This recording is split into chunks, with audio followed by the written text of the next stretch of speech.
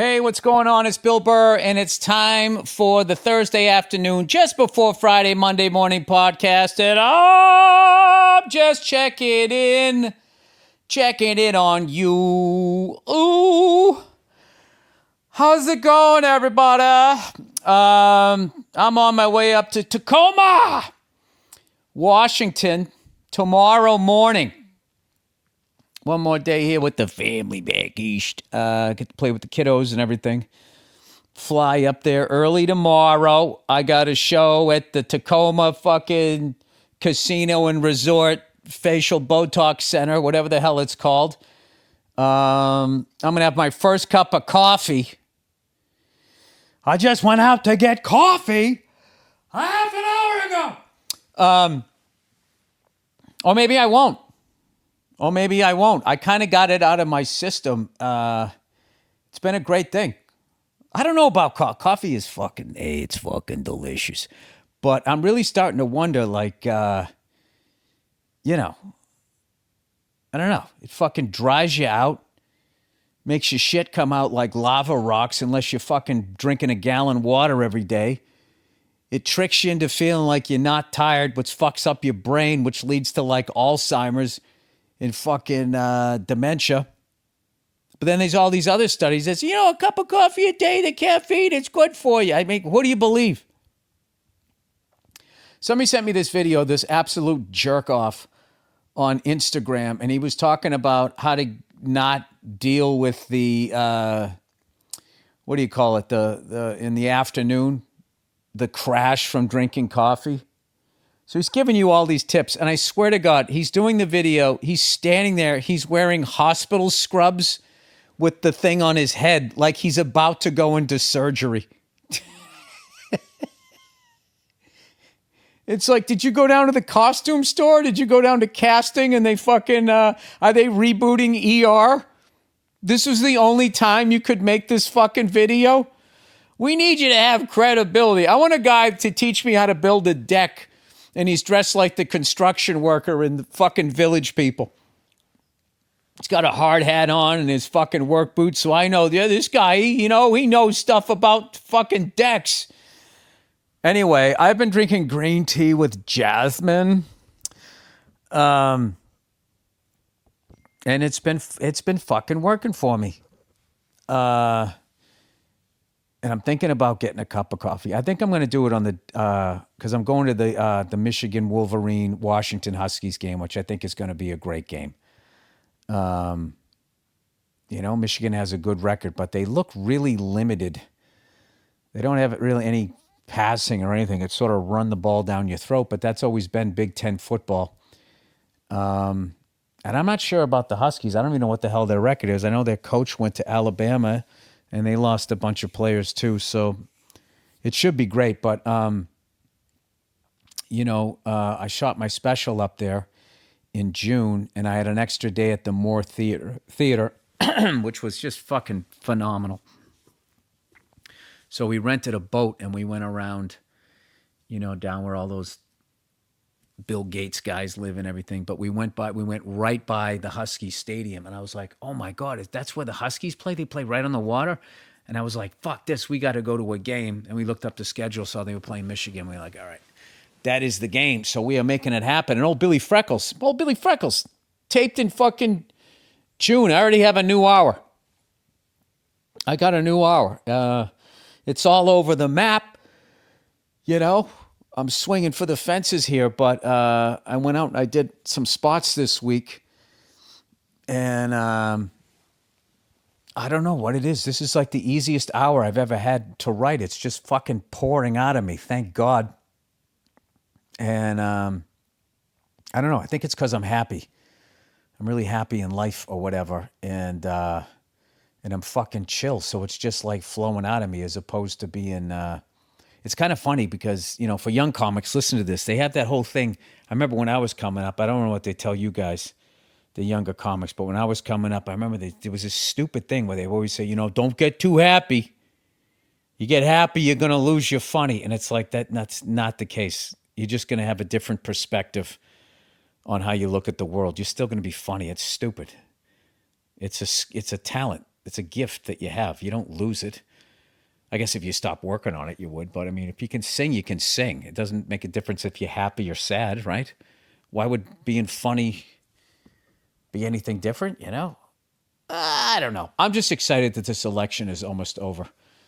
And I have not watched one fucking second of it, other than for a moment my wife had on the DNC fucking whatever the hell that was, swingers party. And I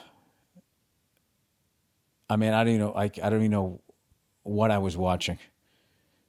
It was just, it is just so fucking bizarre to watch politicians on both sides come out smiling like we're not completely bankrupt, like we're not stuck in these never-ending wars, like our food supply is not turned into poison, like there aren't 5 fucking tech nerds from fucking Silicon Valley that are going to eventually own everything. And they're coming out there ear to ear grin like everything is okay. I don't know. It's fucking bizarre. But anyways, let's talk about shit that matters, like sports. Rest in peace, Dikembe Mutombo. Great center for the Atlanta Hawks. He had that great thing where he wagged his finger at Jordan. And then Jordan came back down and dunked on him and fucking wagged his finger back. That's back when men played the goddamn game. He could stand in the paint and fucking elbow people. You know, I saw this thing on Moses Malone, this highlight reel. One of my favorite big men of all time because he could handle the ball like a point guard. Go behind his back, you know. What was allowed a crossover back then, it was called a carry, so you couldn't do all that and one shit. And then he would just drive the lane like a number 2. And he would go fucking up and under, pull his legs up, and reverse layup on like a 7'10" and a 6'10" guy all the time. Or he would just come in and dunk on him. And I was watching this video, and there was all these great NBA players talking about him, and one of them said, you know, he wasn't the most skilled player. It's like, what the fuck? Look at that. That's all I'm seeing is skill. And he could pass. He's the reason why the 76ers finally got over the top in 83. Moses, bring us to the promised land. I actually saw him one time. I was going into a cheesecake factory when I was on the road before I realized it was a horrific restaurant. I went into the cheesecake factory, and it was in Houston, and he was sitting there in a booth. I couldn't believe it was like his family or something. I was just in absolute awe. I was like, that is Moses fucking Malone. And also, rest in peace, Pete Rose. I got to tell you, man, that's the one this week. John Amos, all of these people, Pat. John Amos, the last cast member, I believe, from the Mary Tyler Moore to pass on.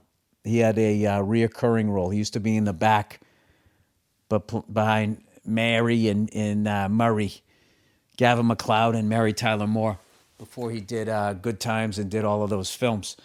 But Pete Rose dying, even though he's like 83 or 84, what just fucking floored me is I'm old enough to remember him playing on the Reds the first time. I remember him going to the Phillies with Steve Carlton and them winning in 1980 and Manny Trio and that great team, going back to the Reds, which was awesome because he just looked right in that uniform. I remember him playing on the Expos for a second, breaking the Ty Cobb record and all of that. And then the whole gambling thing. And I'll be honest with you, I really thought in his lifetime MLB and Pete were going to bury the hatchet. And I thought, you know, that eventually they were going to let him in during his lifetime. And I just can't believe that never happened. And now, like, what do?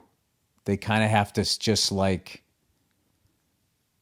stay with that. I almost feel like everybody from this era has to die, and then people, like, when I'm gone, there'll be something where they finally let him in. I can't imagine what legalized gambling will have done to the leagues by then. So it'll really be like silly. But people do bring up that point. Like, it's kind of fucking ridiculous that MLB is in bed with all of these gambling sites and they won't let Pete Rose in the hall. That's not a fair comparison because Pete Rose was a player and they didn't want you to gamble because you lose when you gamble. And then you owe people favors, and then you start fixing games. I'm not saying Pete did that, but that was the fear. That's different than owners taking a cut of, the proceeds and all of that. They're taking it off the crowd, and there's really no reason to fix the games because the odds are so in the favor of the casino. They're going to get their taste. It's really... if you're the actual person gambling, you're going to lose, and then you're in this position of power being a player that you could do something to affect the outcome of the game and get out of debt. There are but there's definitely hypocrisy in it because, and then it was also like back when Pete was doing it, gambling was illegal. So you were in communication with unsavory people. You weren't basically in with the mob. Now gambling is legal, so you are in business with a legal entity that is now paying taxes or whatever. I mean, they're just as fucking corrupt. There's never been any difference between... that was a great joke on the Penguin. What's the difference between the mob and the government? One of them is organized, right? Silly joke or whatever, but like, there's really no difference. So, but anyway, it really made me sad that... they could never come around. But I understand baseball because Pete was his own worst enemy. He used to always just say the wrong thing. He just always said the wrong thing. Like when he finally admitted to betting on baseball after denying it for all those years, he goes, all right, I bet on baseball. Now let me in the hall. It's like he needed like a lawyer to speak for him, to say Pete is sorry and did that. But what's funny is what made him such a great player and a manager and a competitor is kind of what inhibited him from like a sincere apology, I think, or as an accepting one. But like, I get why they weren't putting him in, but they should have. They should have by the end. They could have easily just been like, look, he's been banned since 1989. He's sitting in casinos signing autographs to make money. He wasn't even allowed in a baseball stadium for, I don't know, how decades. He was effectively punished, and nobody else since him has gotten in trouble for it. So I think that they made their point. They could have let the guy in. You know what I mean? It's... Because as much as what he did was the biggest fuck up ever with the gambling, you know what I mean? He was also he was so great for fucking baseball. The guy was so fucking exciting, and he was just so fucking amped up every game.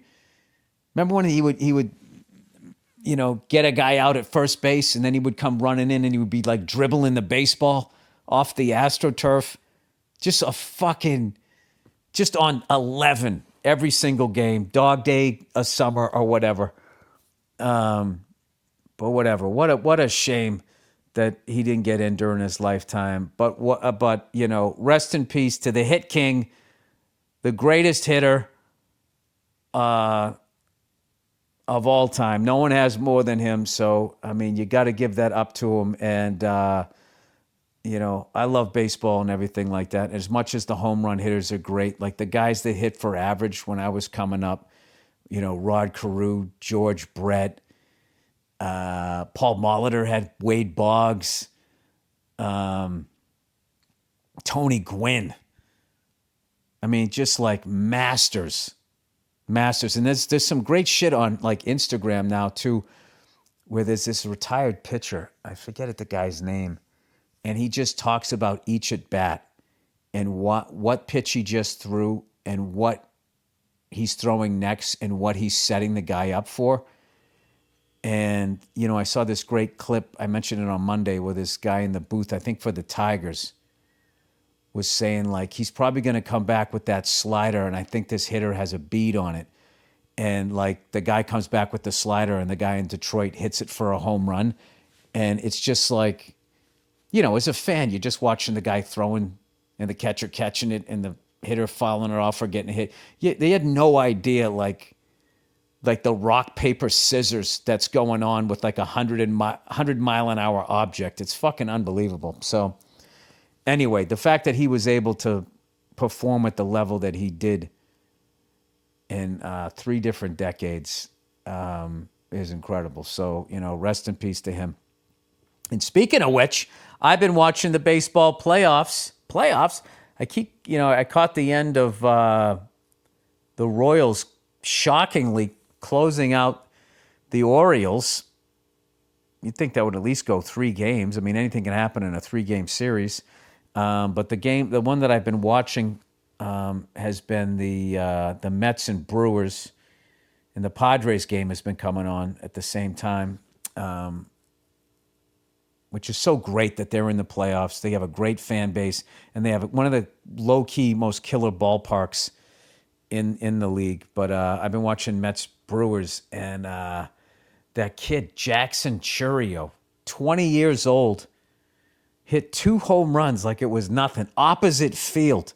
And he's not like a huge guy either. I'm sure he's like solid as a rock, but like you just don't see him having that kind of power. And they like that second one was like, I think off the front of the second deck opposite field, and Garrett Mitchell with the go-ahead. And it was looking like the Mets were going to close out the Brewers in 2 games. So I don't know. Oh, Billy the Tea Drinker is all excited about fucking October baseball here, and can't pick an NFL game to save his life. You'll see that on the Anything Better. I just keep getting my fucking ass. This is the hardest year ever to bet. Like, you cannot figure out one team from one week to the next. Who were the fucking Commanders last weekend? And how did the Cardinals all of a sudden get good? And then the Bills kick the shit out of somebody and then get destroyed by the Ravens. And now the Ravens are playing the Bengals, and they're only favored by like 2.5. Why is that? Bengals have been having a shit fucking year. I'm telling you. I should have taken the Bengals because it makes no sense that they're going to fucking win. And that's kind of how like this year has been going. So anyways, what the fuck is with this stupid thing? It's like my fucking wife's car. I drove that thing last night. I fucking hate new cars. The whole inside is like lit up with like this blue shit. I felt like I was driving a goddamn aquarium down the street. And you go to park it, beep, beep, beep, beep, beep, beep. The whole fucking time. How do I shut this thing off? You hold down the power button, right? What was there, a new update, and now there's a new way to shut it off? Do I got to hold 2 buttons down? Is this how it works? Does that take a picture? All right, shutting it off. All right, there we go. Is it done? It is done. All right, so I'm getting geared up for Halloween. My son wants to go as Angus Young. And so what we're doing is we're literally buying like a little school uniform, like legit, and a tie and all of that type of stuff. It's going to be fucking amazing. But this is the funny thing about him is like when I put on like yesterday, he comes in, he goes, Dad, can you put on jail breaks? He calls it jail breaks. And at first he was saying, can you put on jail break? Because that's how they sing, gonna make a jail break. So he was, he's so adorable. So he's like, Dad, don't put it on yet. Don't put it on yet. And he goes in the other room, and I bought this little electric travel guitar for him. he gets his backpack from school, because early on when Angus would be on TV, he even wore the backpack for the whole schoolboy uniform. He puts on his backpack, then he puts on the guitar. He has to plug the cord into the guitar, which is plugged into nothing. And then he puts a hat on. And like the level that he pays attention to the videos, like when the hat comes off, when Angus brings the guitar up, he can do the Chuck Berry duck walk now. So, I don't know. I really think he's going to stick with guitar and drums, because this morning I went into his room and I heard him. He has this little toy ukulele, and he was just in there. Like he had his back to the door, and I came walking in and he was just like strumming the thing and like pretending he was like playing guitar and everything. It's like really amazing. I don't know, to have your son be like that into the exact same band that you were into is pretty wild. So, anyway, speaking of which, I'm going up to, got to leave here. I'm going up to fucking Washington, as I said, going up to Tacoma. And I don't know. What do you guys think about this Michigan Huskies game? I thought, once they lost to Texas, got destroyed, I thought USC was going to beat them. And I was like, oh, man, this is going to be a bad game. I'm going to go up there and watch Washington kick the shit out of them. Now I feel like they got a shot. So we shall see. Here's something that I would like to fucking bring to the United States of America now that I'm on tea and I'm not drinking coffee anymore. There should be like a half-hour, 45-minute nap in the afternoon. Now, these corporate, heartless, reptilian cunts would never allow that. But if you could somehow convince them that in the long run it was going to increase productivity after the nap for the rest of the day, rather than everybody just walking around because they ate shitty American food, they're fucking whatever, glucose, your salt, your sugar, whatever, something's through the roof and you're inevitably going to crash. And then you got to drink a cup of coffee to trick your body into thinking you're not fucking tired. And it's like basically driving a car around with low oil, and eventually you're going to fucking burn out the engine. Like, I don't know. I think I'm going to start doing, like, I've been writing this script with a buddy of mine, and I'm going to fucking suggest to him, I'm just say every day at 2:00, can we just fucking, you can keep writing. I'm going to go in the other room. I'm starting to yawn now just thinking of it, and just fucking taking a half-hour nap. Like they do in other parts of the world that have like real food. I'm not saying they don't have their fucking problems. Do you know what I mean? How great would that be? I mean, could you run for president on that platform? And if elected, all companies would be required. That would get you assassinated. You get fucking whacked. All companies would be required to let their employees take a 45-minute nap every day at 2 p.m. But then that would introduce, like, where would they sleep? And what if you hired a pervert who's, like, pretending he's sleeping, but he's really sipping coffee so he can stay awake during nap time and do God knows what to everybody zonked out? I don't know. It could be amazing. That's something I want to look up. Countries that allow naps. Wouldn't that be funny if that was, like, the fucking reason you moved? Like, you don't give a shit what government they have. They could have the harshest dictator ever, and you're just like, wait, you're telling me every day at 2 p.m. though? I know he's out there torturing people to death and we're all starving, and he fed his uncle naked to some dogs. But I get a nap every day at 2 p.m.? That's fucking amazing. I think I can do this. What kind of food you got over here? Is it actual food? If I can get actual food in a nap in the afternoon, wouldn't that be fucking amazing? Do you know how fucking stunned, for those of you not in my country, how stunned me and my fellow Americans would be if they actually did something for the general population that was positive, other than just trying to figure out another way to wring another fucking dollar out of your wallet. They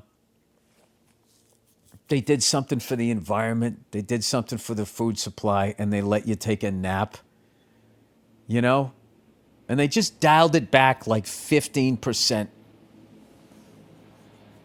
on this whole fucking, what do they call it, grind culture? Jesus Christ, how low is that guy flying? You ever have a helicopter fly over your house and at first it's like, oh, that's cool. Then you start going like, is that guy going to hit my house? Is he dive bombing down there? Anyway, I went on a great flight the other day. I flew to this uncontrolled airport that I'd kind of been avoiding because it's always like really busy over there. They always feel like there's like 4 or 5 people in the pattern. And, it's always like, people flying those Cessnas, and I'm flying a helicopter, so they go faster and they fly at a higher altitude. And a lot of times they can't see what's beneath them. And I just really don't like that shit. So I was just like, all right, I'm never going to that airport. And just the other day I was like, you know what, fuck this. I'm going to that airport. I'm going to give this a shot. Did I talk about this? Was this Monday or Sunday? When the fuck did I do this? I hope I didn't already talk about this. Yeah, so I went to this airport cable. I did talk about this. All right, well, there you go. I'm still fucking proud of myself that I was able to figure it out. It was funny, facing your fears. I go over there, and there's nobody in the pattern. And there was just one guy, in the run-up area waiting to get on the runway. And I was able to just go, there's like a little rock quarry there. And this other helicopter pilot goes, just fly over that, then cut across midfield, do a 270, and land right at the helipads that are right at the beginning of 24. I did it. It was great. It was fucking amazing. And but I will tell you this, it was fucking hot as balls. And we're going to have another heat wave out here. People, it's October. It is October, and we're still having heat waves out here. This fucking global warming shit is terrifying.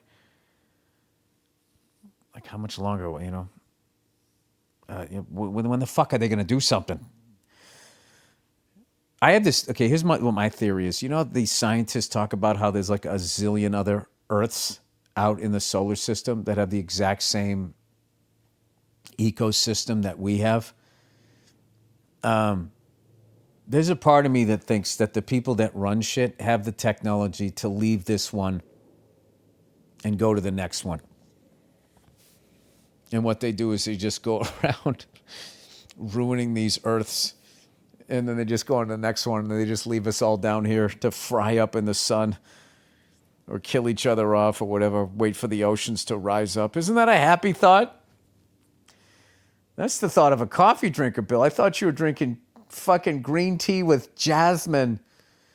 Anyway, I'm really excited to go up to Tacoma and do this new hour. And then my next shows are going to be in Paris, France. And then I have this killer run of dates going up the 99 freeway out here in California, basically playing a bunch of old Fox theaters that are going to have incredible history everywhere from like, first of all, I'm doing the Libby Amphitheater or whatever in Ojai. That's where I start. And then I go to Bakersfield, Fresno, Stockton. There's one other town in there that begins with a V. I can't remember what. But I should have my hour down after that week. So I will be ready to go. I did the goddamn work. I'll have my new hour ready. I'm getting off book for Glengarry Glen Ross. I don't know. What the fuck else can I be? And I'm not watching any of this election coverage, so I still feel pretty good about myself.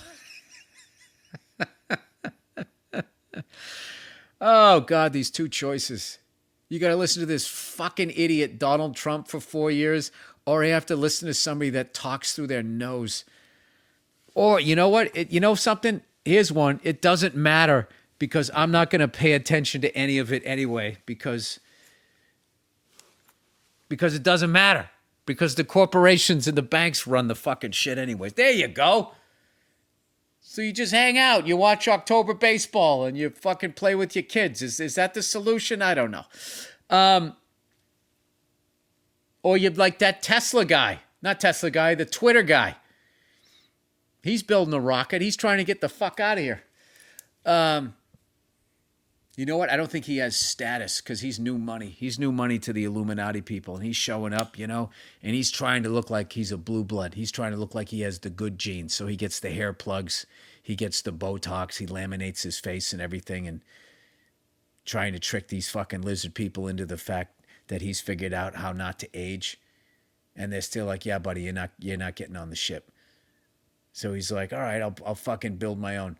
And he's acting like he's doing it so he can give us rides. First of all, dude, you got to be out of your fucking mind to get on one of those fucking Twitter rockets. Twitter rocket. Social media fucking rocket. That's like that. You know what? The first thing I thought of when I saw him making that rocket was that fucking not man-made, the fucking do-it-yourself submarine that was going down to the Titanic. Oh my God.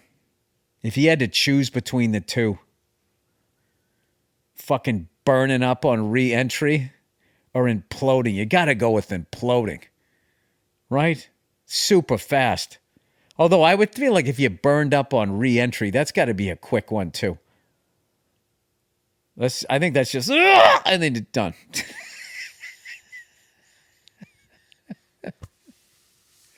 I didn't know I had an impression of burning up in re-entry.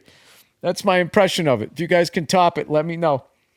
And then I feel like imploding in a do-it-yourself submarine. I think you're just talking to people, going, so how long is it gonna?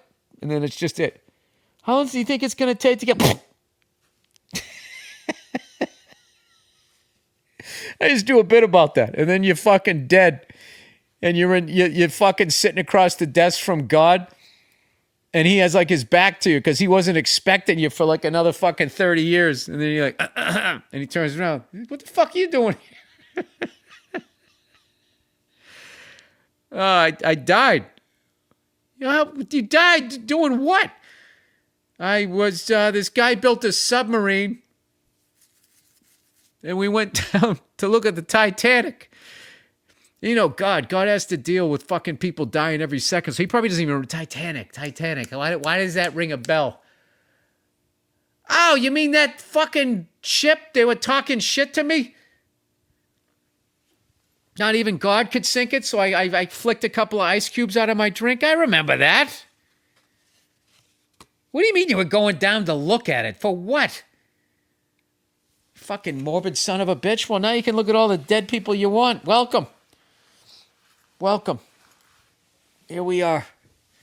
Anyway, I'm babbling here. I gotta get on with my life here, and so do you guys. All right, that's the podcast. Have a great weekend, you cunts. Go Blue.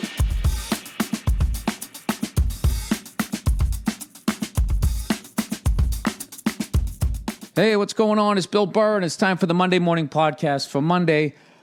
October 3rd, 2016. What's going on? How are you? Oh, shit. Wait a minute. Today was supposed to be the fucking first day of the pink football, and I didn't see any of that shit out there. Did they abandon it? Did I dream that it went away? They probably walked away. Too many people were getting wise. They made their money. The old filthy, stinking NFL snuck away. All their pink money to raise awareness. We made our fucking money off of it. We'll maybe it isn't. I don't know. I thought it was in October. Isn't that when the pink lady takes in all that money because everybody's suffering? Fucking asshole. To buy yourself a pink yacht. Isn't that how it works? And then everybody walks around with a little fucking pink pocket square or some shit. Let's take a moment of silence to listen to all the money that is not going towards the disease we all think we're trying to fight right now. Jets pass over, fucking somebody eats some fucking cotton candy, and on to the games. All right, I'm not going to be like this, okay? It's Sunday when I'm recording this. I just got back from a fun weekend. I did 2 nights in Madison, Wisconsin, and then I did a gig in Omaha, Nebraska. Went to the Cornhuskers game versus Illinois, which was a great time. Legendary football stadium. Can't believe I finally got there. Back in the day, I'm going to actually talk to my agent because I used to do so many fucking college gigs back in the day when I was coming up.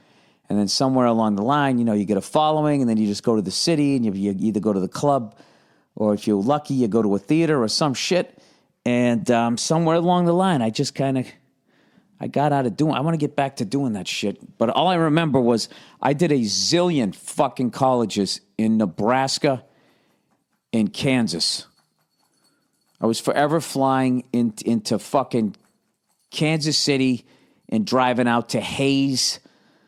Is Hayes, Nebraska, or is it Hayes, Kansas? I can't even remember. Dodge City, Grand Junction. I can't remember the names of them. It was so fucking long ago. I just remember when you got on the 80 in Nebraska. Jesus Christ, Cleo, you going to scratch the whole podcast, buddy? Huh? Come here. Let me help you with that. It's under your collar. I got you. There it is. Oh, look at that face. When they stick their face out a little further. Oh, that's the spot. There it is. Good? All right, great. Okay, anyways. Jesus. Go on, go lay down. Go lay down, buddy. Go on.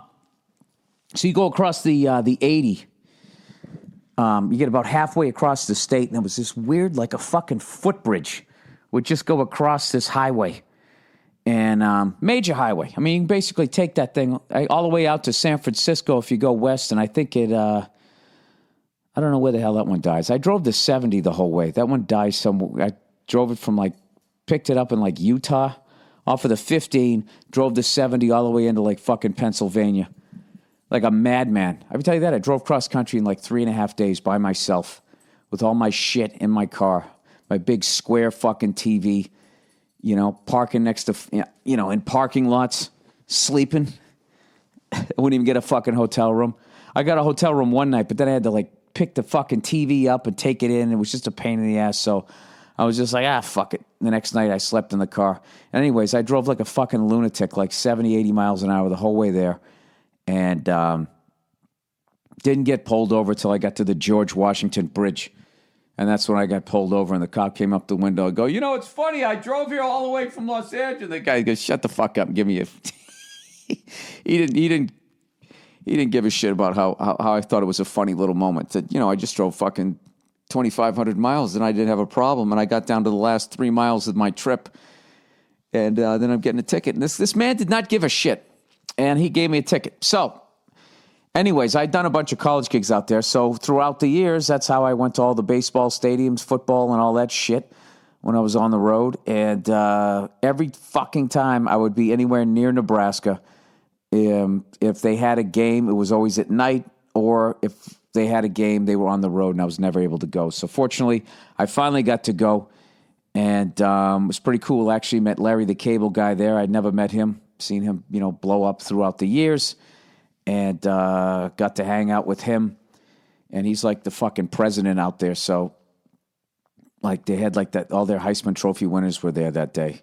So Mike Rozier came in, and I actually got a picture with him and Larry, the Cable Guy, photobombed it in the background. I was there with Nate Krebs. We had a great fucking time. So thanks to Larry for letting us in to his fucking, whatever he called, the living room, the suite there. It was just great. But anyways, the stadium was amazing. Those people are fucking loud, too. That wasn't the most riveting game either. The first half, of course, the part that I saw before I had to drive back up to Omaha, kind of sucked. And it really sucked because I bet Nebraska, and they were given 20.5 points. And halfway through the second quarter, I'm just thinking, why the fuck would I give 20.5 points to Lovie Smith? This guy fucking coached in the NFL. Sorry, I'm yawning here. Guy coached in the NFL for I don't know how many goddamn years. Now he's at the college level.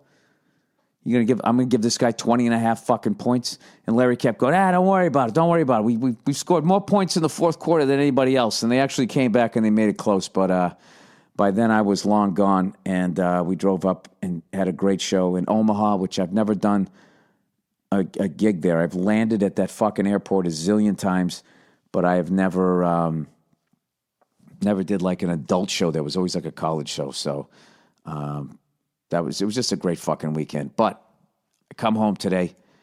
I came home really early because I wanted to come home, watch the Patriots, see if we could go 4-0. And I knew this was going to be our toughest game because Rex Ryan really gets up for the fucking Patriots and Bill Belichick and all that. And we got our butts kicked. Basically, we lost on all levels. Offensive line couldn't protect whoever the fuck's our quarterback, NC State guy there. Got our asses kicked on special teams. And, when you keep going 3-0, your defense is going to get tired. But I got to tell you something. After all of that bullshit, to only lose 16-0, I was pretty happy with that. And now fucking what's-his-face, Tom Brady's back. So it's over. It's fucking over. The whole fucking thing is behind us now. I was worried, what if we go 0-4? 1-3 would suck. 2-2 would be great. 3-1 would be ridiculous, and 4-0 is like fucking impossible. We went 3-1. And then meanwhile, the crybaby Colts, your balls were too squishy. That's why we lost. Right? Those fucking cunts went 1-3. Those fucking cunts flew to the other side of the world to get their asses whipped by the fucking Jacksonville Jaguars. You know what? And in the end of all of this bullshit, the Patriots are 3-1. The Colts are 1-3. The football gods have spoken. Fucking horseshit. Dumbest fucking, most pathetic ass fucking, every fucking, drives me nuts. I keep saying I'm going to stop talking, but I keep going up and I keep looking up the Colts and all the fucking shit that they did and just nothing. They get nothing. Suck for luck. Remember that? Let's tank a whole fucking football season. Bet Andrew Luck wishes they didn't do that, huh? Anyway, so it's all back to normal, and you guys can all fucking relax because I'm never going to talk about this again. I'm never going to trash Jim Irsay again. I make a promise. I'll promise you guys that I will go at least, I'd say 30 minutes into the next podcast before I trash him. Nah, I don't know. Whatever the next fucking things he does, I'll fucking trash him again. But I'm just like Tom Brady's coming back against Cleveland, which is a decent team. It's where fucking Belichick used to coach. And they let him go. They fired Bill Belichick.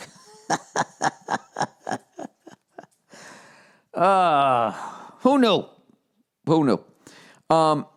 Did anybody watch that Clemson fucking Louisville game, man? I was on stage when I was in Omaha, so I missed the first half, but I came back about midway through the third quarter. What a fucking unbelievable game.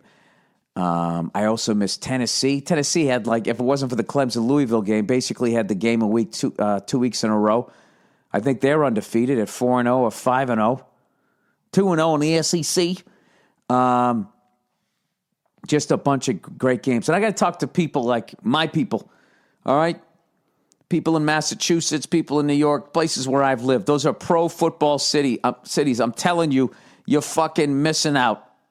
I feel bad for you if you're not into college football. I understand if you're married, you got kids, and at some point you got to take them out for a fucking ice cream.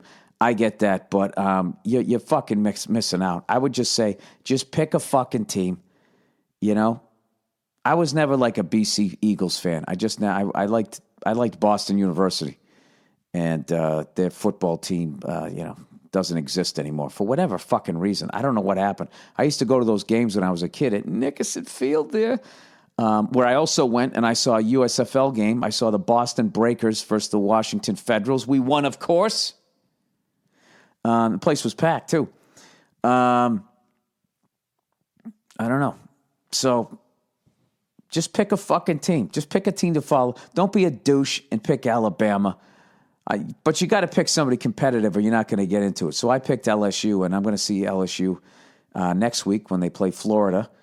And I don't know, it's going to be a weird I hope that game doesn't suck. I didn't see how LSU did this week, but I know that they fired Les and their fucking offensive coordinator. So it's kind of crazy to do that in the middle of a fucking season. I've never really seen that before. But anyways, I made an ass of myself, as always, when I landed in Nebraska, because we had to get up at 7 in the morning because I thought the fucking game was at 12:30.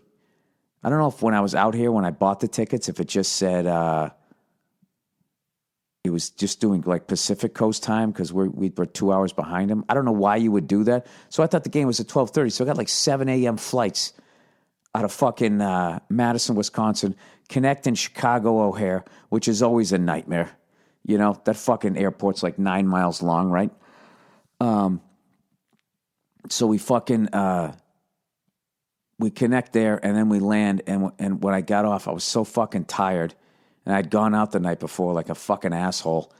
And when I landed, I saw this kid when I was going to the rental car place. He had this Kansas Jayhawks shirt on, and I've always loved Kansas.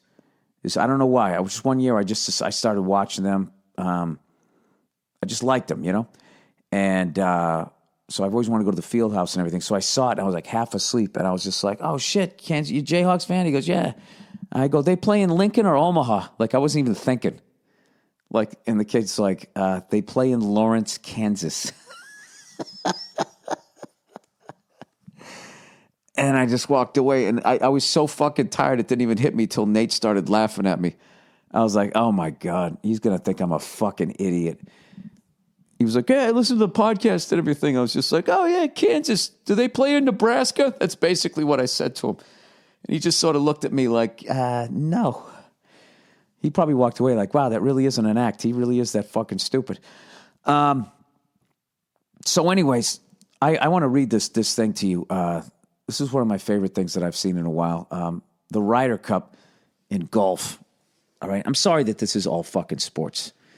You know, I can talk Trump for a second if you want to. What is this horse shit that they get the guy's fucking tax information? Somebody sent that in. All right.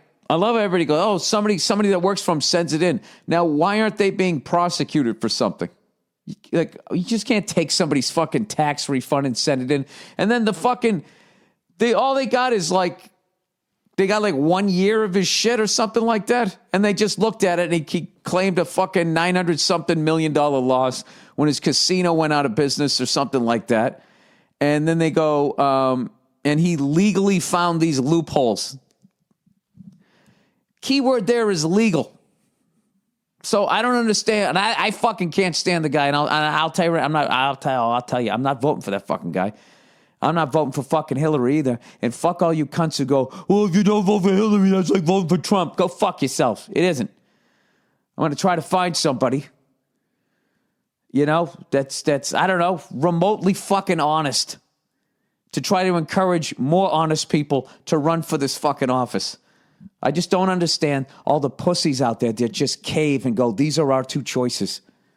I'll just fucking pick one of these. And you know, they keep writing. I guess there's this guy, Gary Johnson, people are freaking out about, like he's the next fucking great white hope, you know. He's going to somehow stop the bankers, right? Or some shit. And so they keep writing these fucking articles because they're worried that they just make the assumption that if you didn't vote for Gary Johnson, that you would vote for, what's her face? Oh, crooked fucking Kathy there. Hillary Clinton. I hate when they do that. Like, they don't understand what people are doing when they vote for a third option. You know what I mean? You're saying fuck these two people and fuck both those political parties. They just always assume that when you go to that third party that you're really a Democrat. Like, there's no Republican out there sitting there going, there's no fucking way I can vote for Trump or Hillary. You know what I mean? I don't know. Anyways, let's but the guy somebody swipes his fucking tax return.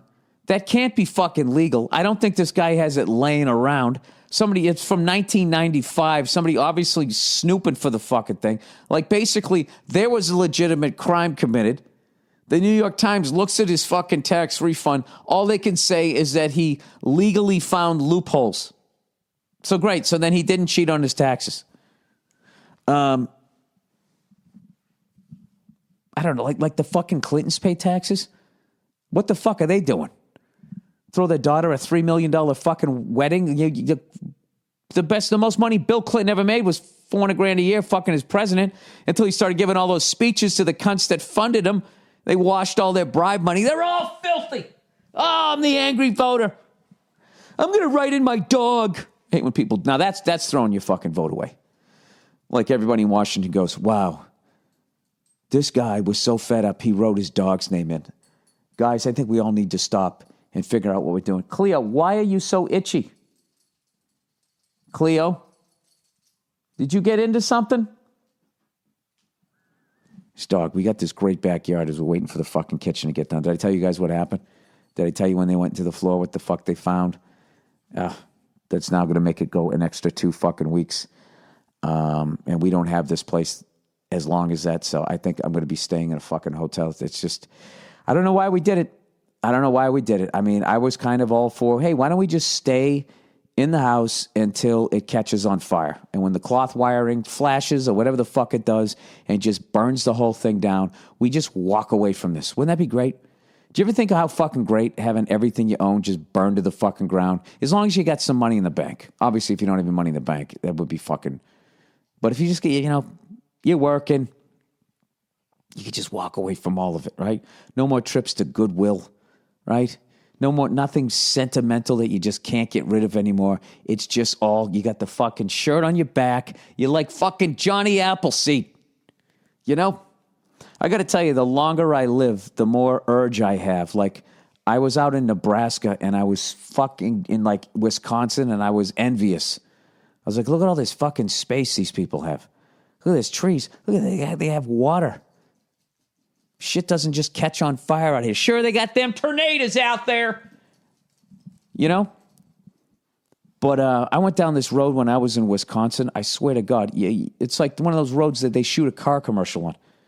And I was just out there, like in Nebraska, going, this right here, this is where you could actually, you could have a fast car. You could ride a fucking motorcycle and not worry that someone's going to fucking kill you every 3 seconds.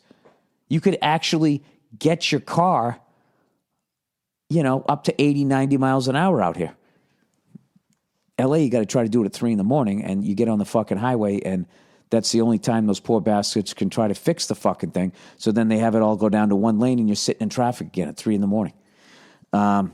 So it's beautiful. I fucking love Wisconsin, man. I'm a big fan of Milwaukee, too. And Nebraska was the shit. And I don't know. I think I would slowly... You know who would go crazy? My wife would go crazy if I brought her out there. First of all, because she'd probably be like one of the only black people in fucking Nebraska. But I would also be able to leave. I could fly around and go do gigs and go to a big city and then fucking come back. It'd be hilarious. Then she'd want to be a road dog with me. Like, then she'd be all excited. Where are you going? I want to go. Because, I don't know if you guys noticed, but Nia never goes on the road with me unless I'm going. If I go to Miami, all of a sudden, she wants to support me because I get lonely out there. If I go to New York City, anytime I leave the country, but when I really fucking need her, when I'm fucking going to, going out to El Paso or some shit like that. But I can't even say that because I had a great time when I was there. That's the fucking thing. When I go on the road, whatever people do, there's no way people just sit around not having fun. They're going to figure out how they're going to have fun. You just got to figure out where the fuck it is. And, who knows? Next thing you know, you're in Jacksonville, Florida at a fucking gun range, shooting a gun with the silencer. I actually got to fucking do that. And everybody, whenever they bring up Jacksonville, oh my God, there's nothing there. Blah, blah, blah, blah.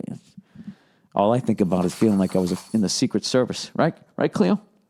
One of those James Bond fucking movies. There was a disappointing sound, by the way. The silencer. It didn't have that cool fucking movie sound. It goes like, pew, pew. Didn't sound like that. It had a metal clanky sound. It was really quiet. If you were a light sleeper, you'd wake up and be like, did somebody just get killed in the other room? But if you're like a normal sleeper, Cleo, you can't scratch the whole podcast, all right? Now, goddamn it, you weren't scratching it all before I started. And the second this thing comes on, you just lay on the wires. Come here. Do you have any concept of a podcast? Do you? You can't just lay on the mixer? You're just looking at me like, can you fucking start rubbing my belly here or what? What are we trying to do here? All right, so let me get to my favorite fucking thing I've read in a long time. Cleo, you got to get off the wires. That's my fault. I called you off. I love you, buddy, but you got to go. Go on, get over there. Go on, go see mommy. Go see mommy. Go on. Go on. I love that she knows what that means. All right, I got to read this fucking thing here. All right, so the Ryder Cup is like, I don't know what it is. I fucking hate golf. I don't hate it. I like smoking cigars. I like getting drunk. But I can't.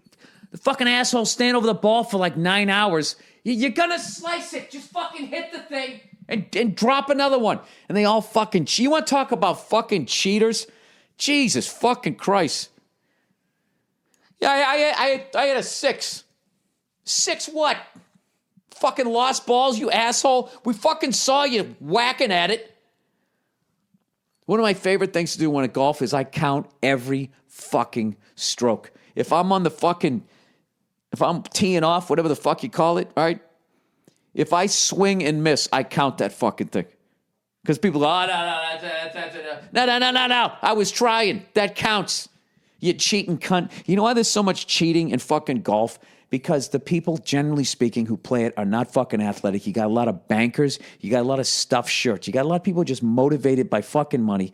They were never picked in gym class, okay? They had their underwear yanked up over their fucking head, and it had this anger in them. Oh, I'm going to show them. Someday when I come back to the fucking high school reunion, I'm going to have this fucking unbelievable car or whatever the fuck it is that deal. Or maybe they're born into money. Or maybe I'm just completely full of shit, and I don't like the sport because my legs are white like the mozzarella. Maybe that's what it is. But anyways, I've been telling you guys that I really like wearing golf clothes. It's so fucking comfortable. It's breathable and movable because there's so many fat fucking unathletic fucks that play that game, and they got to walk around. Who's kidding who? They get the golf cart and they waddle up to their fucking ball. You know what I mean? They got all this shit. Their fucking socks matches a stripe in their collar, right? They got the baggy shit on. And you know them when they go back with the club and they got to move that fucking mush of man tits and belly underneath that shirt, you know what I mean? Like the way your lat is or where their lat should be, right? There's this it's all marbled, and that shirt has to fucking stretch, right? So because of those fucking people complaining to the clothing companies, I'm telling you, the shit is crazy how comfortable it is. I love it. My wife hates it. So anyway, so the Ryder Cup is basically when the Americans play, I don't know, I guess we play Great Britain and somebody else who gives a fuck about golf. And it's country versus country. It's like the Olympics, except nobody really gives a shit, right? I know people care, right? So anyways, there's some fucking guy, Danny Willett, and he has a brother, and his brother just went off on Americans, the American fans. It's fucking hilarious. And I guess, of course, it's some big goddamn controversy because somebody had the nerve to call Americans... You know, I've never understood why you can't do that, or why if your brother says something fucked up and you're in the public eye, all of a sudden you have to answer for it. Like this guy was like stammering, like apologizing for the guy. I'd be like, who said it? Your brother. Who? Who said the thing that you're upset about? Who said it? My brother. Right. Yeah. Well, fucking go talk to him, you cunt. The fuck? And why can't they say that? Why can't they say that? And why does that make the sport lose fans? You know what I mean? You know why? Because there's fucking kids in the world. Oh, my kid heard that. Well, did he? You know what else he heard? He heard you fucking your wife the other night. All right, that's his mother. What do you think that did to him? What do you think was worse? Oh, Jesus, Bill. I'm always grabby when I fly that day. All right, here we go. So anyways, so I guess they're playing each other. And I guess we play in England in golf or some shit. Like anybody gives a fuck. I guess a lot of people give a fuck, but I don't. So I assume no one else does because I'm self-centered. So anyways, his brother was texting with somebody. This is once again, I don't know how somebody found this, if it was a fucking email or whatever. Well, why don't I read it for you? Danny Willett was quietly going about his business during a Ryder Cup practice round Wednesday morning when all hell was breaking loose on social media thanks to a scathing screed his brother wrote for a website in which he called Americans fat, stupid, greedy, classless bastards.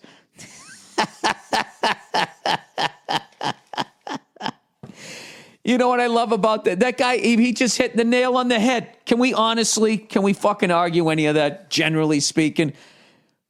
Come on, let's go through them. Fat, you got us. Stupid, yeah, I'll give you that. Greedy, absolutely. Classless bastards, totally, 100 fucking %. Dude, this guy's insults on the fucking golf fans that show up to this thing, it's like when Larry Bird would just be doing the 3-point contest and he just kept shooting them through the net. And when he ends it with classless bastards, that's the 2-point ball, the colored one in the end. Dude, I read this thing. Like the headline says, Family Feud, Willette's brother, however the fuck you say his name. It just says, Americans, fat, stupid, greedy bastards. And I was on the plane and I bursted out laughing. And I was like, please let this article be as much of a joy to read as the headline. And it was. He said here we go, stupid. I can't even say this word. The excoriating of American golf surely was not a part of Darren Clark's captain's handbook, part of which states the visiting team shall not rile up the opposition's home crowd with trash talk.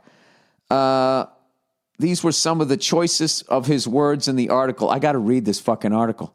This is what he said. For the Americans to stand a chance of winning, they need their baying mob of imbeciles.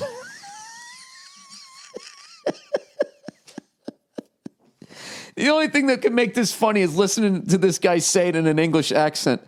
This is the greatest shit I've read in a while. To get their baying mob of imbeciles to caress their egos every step of the way. Team Europe needs to shut those groupies up.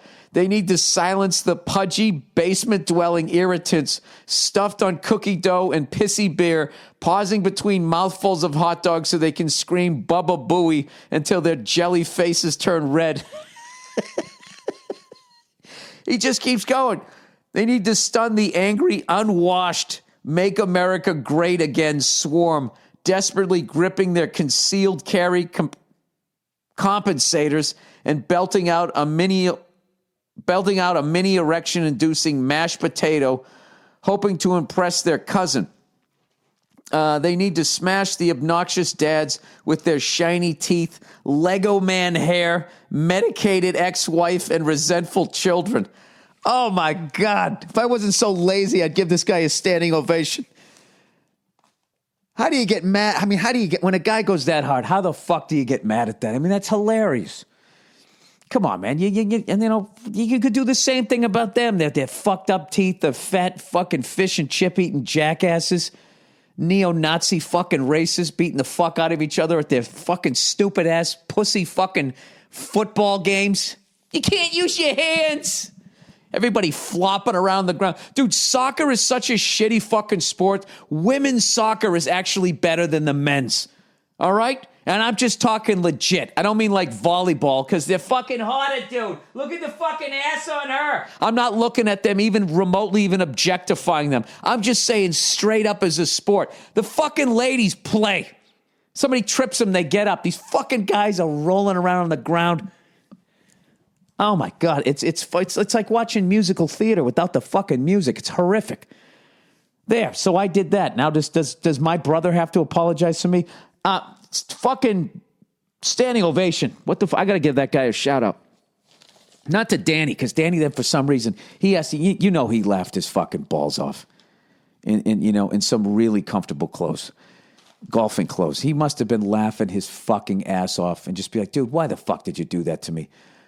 He just goes, after that fucking masterpiece, all right, whether you agree with it or not, that was a fucking Lego man hair, our pissy beer, come on. If they're fucking concealed carry compensators. Okay, and then this is what he says. Off the record, he laughed his balls off. And then on the record, he's just like, I'd just like to apologize to everyone involved. I spoke to him on the phone after, and I was made aware of what was being said. And I said to Peter, I was obviously disappointed at what was said and what was written about the American fans. They took me under their wing fantastically back in April, I guess when he won the Masters. And as soon as I got off the golf course, I went to see Davis, and me and Davis had a chat for a few minutes about it all. He took it really well, and we took it really well. They were fucking laughing their balls off. And you know what's funny is then they got a picture of the American fans, you know.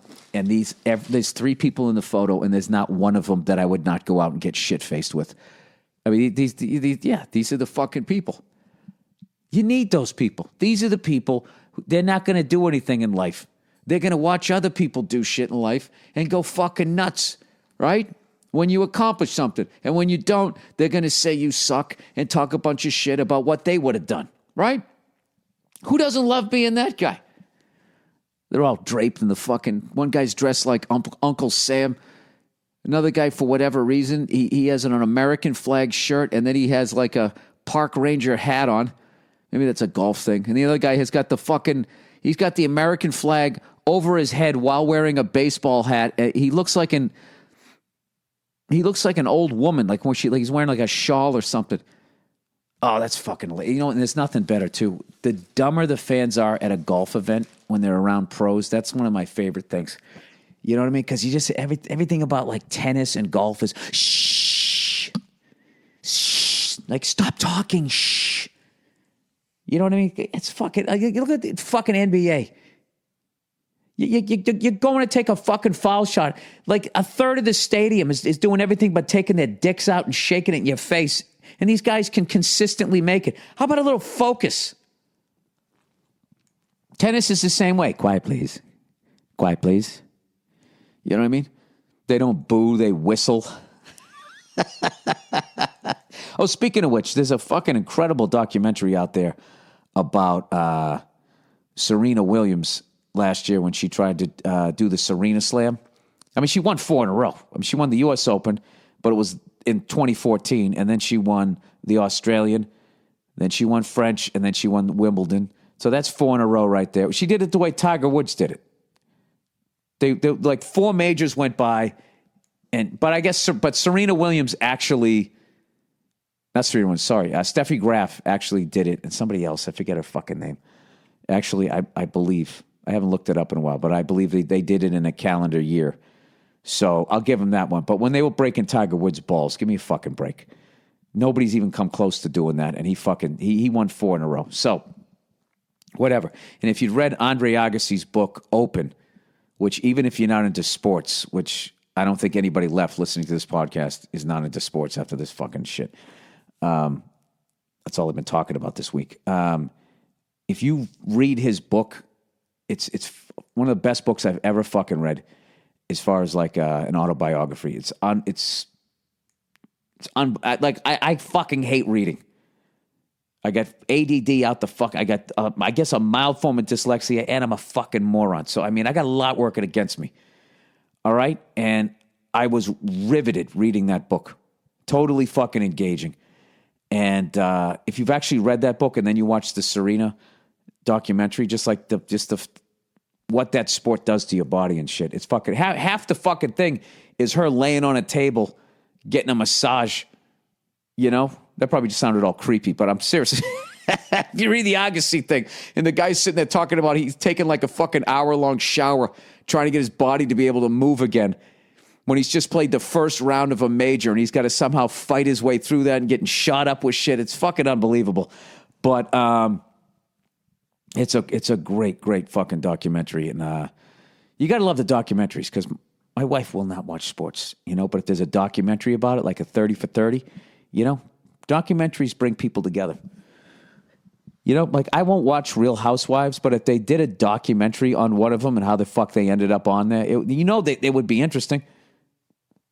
You are an absolute fucking failure if you make an uninteresting documentary. I'm trying to think the last time I ever saw a documentary that wasn't on some level interesting. Like you literally fucking watch somebody like, hey, this is how they make milk bottles. You know, the whatever the fuck you call it, the the way we go about making it, whatever that big word is, the process, that's not that big. That's a medium word, Bill.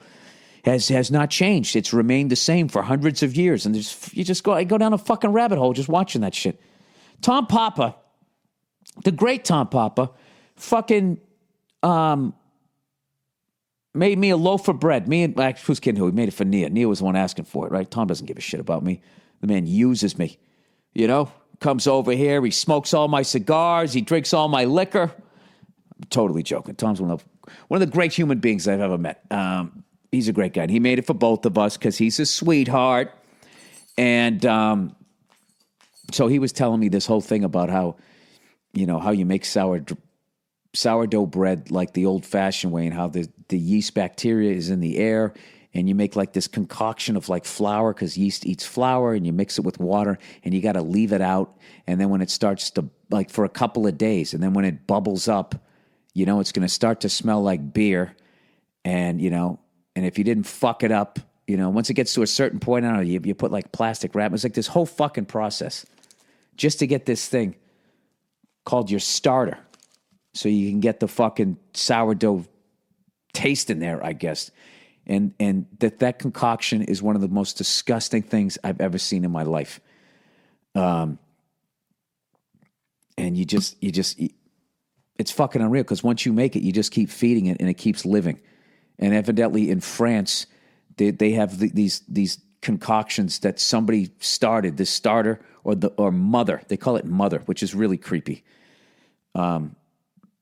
Like they started it like hundreds of years ago, like 100 years ago. Somebody started it and they just kept passing it down. People just kept feeding the fucking thing.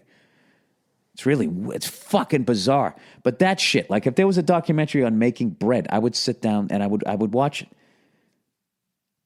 But if there was a fucking sitcom about people that made bread, I would fucking take a gun out. I wouldn't kill myself, but I would want to. You know what I mean? Why do I always go to suicide? Does anybody else? I just always think that. I just always think about like, I could either sit through this, or I could dive under that passing bus. I'm not going to do it. Hey, would you do it if you absolutely fucking knew? That'd be weird if you knew without a doubt that there was a better place. You know what I mean? If you knew without a doubt there was a better place and you were going to it, like, you got to be thinking back. There had to be a couple of events, where you're just like, geez, I got this paper due.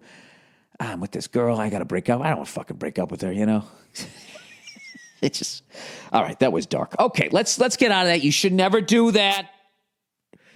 It's not an option. There's always hope, You know what's a great thing? You know what'll get you out of a depression? You get a dog. You get a dog like mine. That'll put you in a happy mood. Dogs are the fucking best.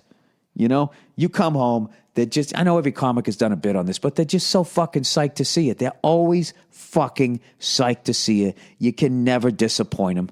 You know what I mean? They just love you. They're the best. The other night, when I was fucking, I had to move my car, right? And it was like, street cleaning day, so it was opposite side of the fucking street parking. So, I'm like, God damn it, I'm going to drive like 15 minutes down the fucking road or some shit, right? And my dog was already asleep, but because it heard me going outside, it immediately got up and was looking at me like, are we going out together? Are we going out? And I was looking like, no, I'm fucking just moving the car. Relax, dude. So I go out there, I drive down the street, and it was like a 15-minute walk back. Took me, a couple minutes to drive over there. So I was gone like 15, 20 minutes.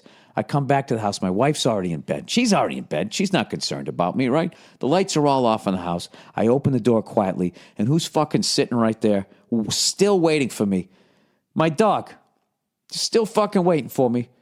And I just looked at the thing. I was just like, yeah, and it didn't, and it wagged its tail, and I locked the door, and then it walked with me down the stairs to go to bed. It was like a bodyguard. I'm telling you, they're the fucking best. Having said that, some fucking lady on my flight, on my way out, like, dude, this whole I need my dog because I'm afraid to fly fucking thing is getting out of control. Like the size of dog that you could bring on. This person brought on a dog that was like the next weight class up from a Cocker Spaniel. And her poor husband like is bringing the whole fucking doggy bed. And I'm thinking, going, are they really thinking they're going to stick that in between the rows? And they didn't. They jammed it in the overhead compartment. Like the two of them took up an entire row's overhead compartment. Just fucking selfish cunts. And every time she'd walk by with the dog and look at her, she'd do that smile like, isn't it adorable? Oh, yeah, the dog's adorable. You're not. You're a selfish fuck.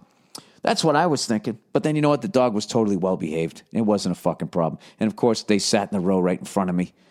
And I don't know. I got to learn to let shit go. I really do. I'm trying right now. Two things I'm trying to do, all right? Not flip out when I drive and not get mad at technology. If I could do that, I would yell 80% less. And I think my wife would enjoy her life a lot more. All right. Well, I got to pause here to read some advertising. I don't even know if it's come in yet. And then I got to read the questions for this week. By the way, congratulations to the fucking Buffalo Bills. They've been looking great the last 2 weeks. All you guys, all the Buffalo Bill faithful out there, you were ready to kick Rex to the fucking curb. A lot of you were, right? Like he was going to turn around that shit show in a couple of games. He's a fucking damn good coach. And I don't know what his record is against Belichick, but he's got to be the closest to 500 of anybody. I mean, Tom Coughlin's the guy that owns Belichick. He's the guy that when they all fucking hang out in the end, Bill's going to sit there laughing going, you guys all gave me a rough time, but this guy, this motherfucker right here, this guy's the guy. All right. Let's see if I got the fucking advertising here. Come on. Give me the advertising. One time. 624. Where the fuck is it? And nothing. All right. I got to hit pause. It ain't going to be a big deal in your life. It's just going to be a couple of seconds. All right. Maybe I'll give my dog a fucking flea bath. All right. What's wrong with you? All right. I love you too. Okay. All right, I'm back. Just like that. Of course, I didn't fucking... Why would I turn it on until hang on a fucking second. Okay, and I'm back again. All right. Fuck. Goddamn phone is hot as shit. All right. Oh, shit. Give me the loot. All right, now we're on to the questions.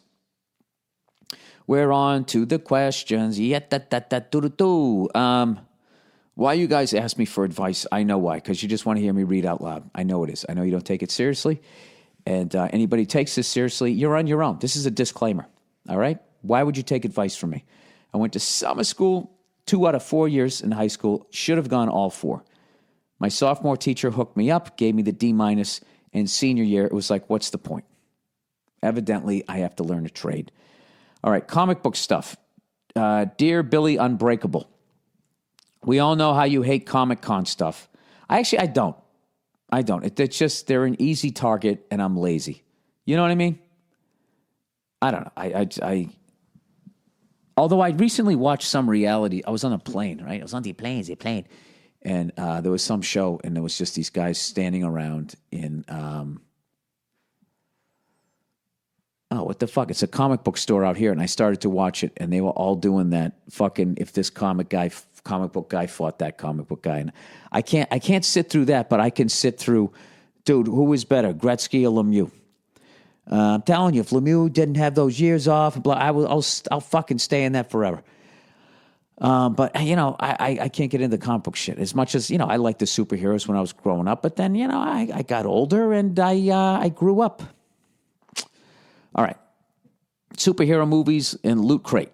I don't hate that shit. I just like making fun of it. He said, you've mentioned in the past the only superhero you liked was Luke Cage, a.k.a. Power Man. No, I like Spider-Man too, Captain America, Iron Man. Batman was cool. More the comic book. On TV was, I liked that show when I was younger, but then it was just sort of silly, too campy for me. I liked the Heath Ledger Batman. And I loved that Christian Bale, even if everybody made fun of his voice, it fucking made sense that he would change the sound of his fucking voice.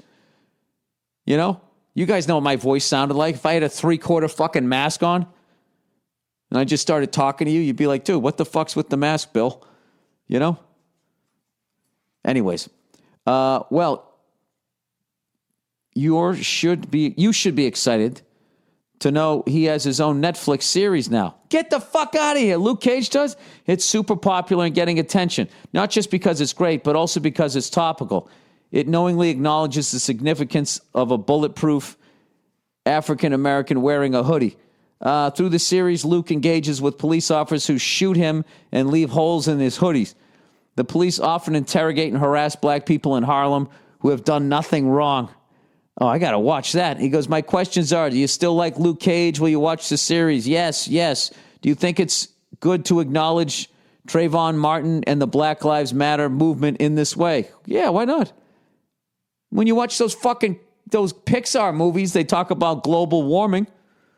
You know, they had the ant thing and they go, one ant's not tough, but you got to, if all the ants start moving, they could take us over. That was all about like the fucking Bilderberg people. If they can do all of that shit, why can't they bring up that stuff?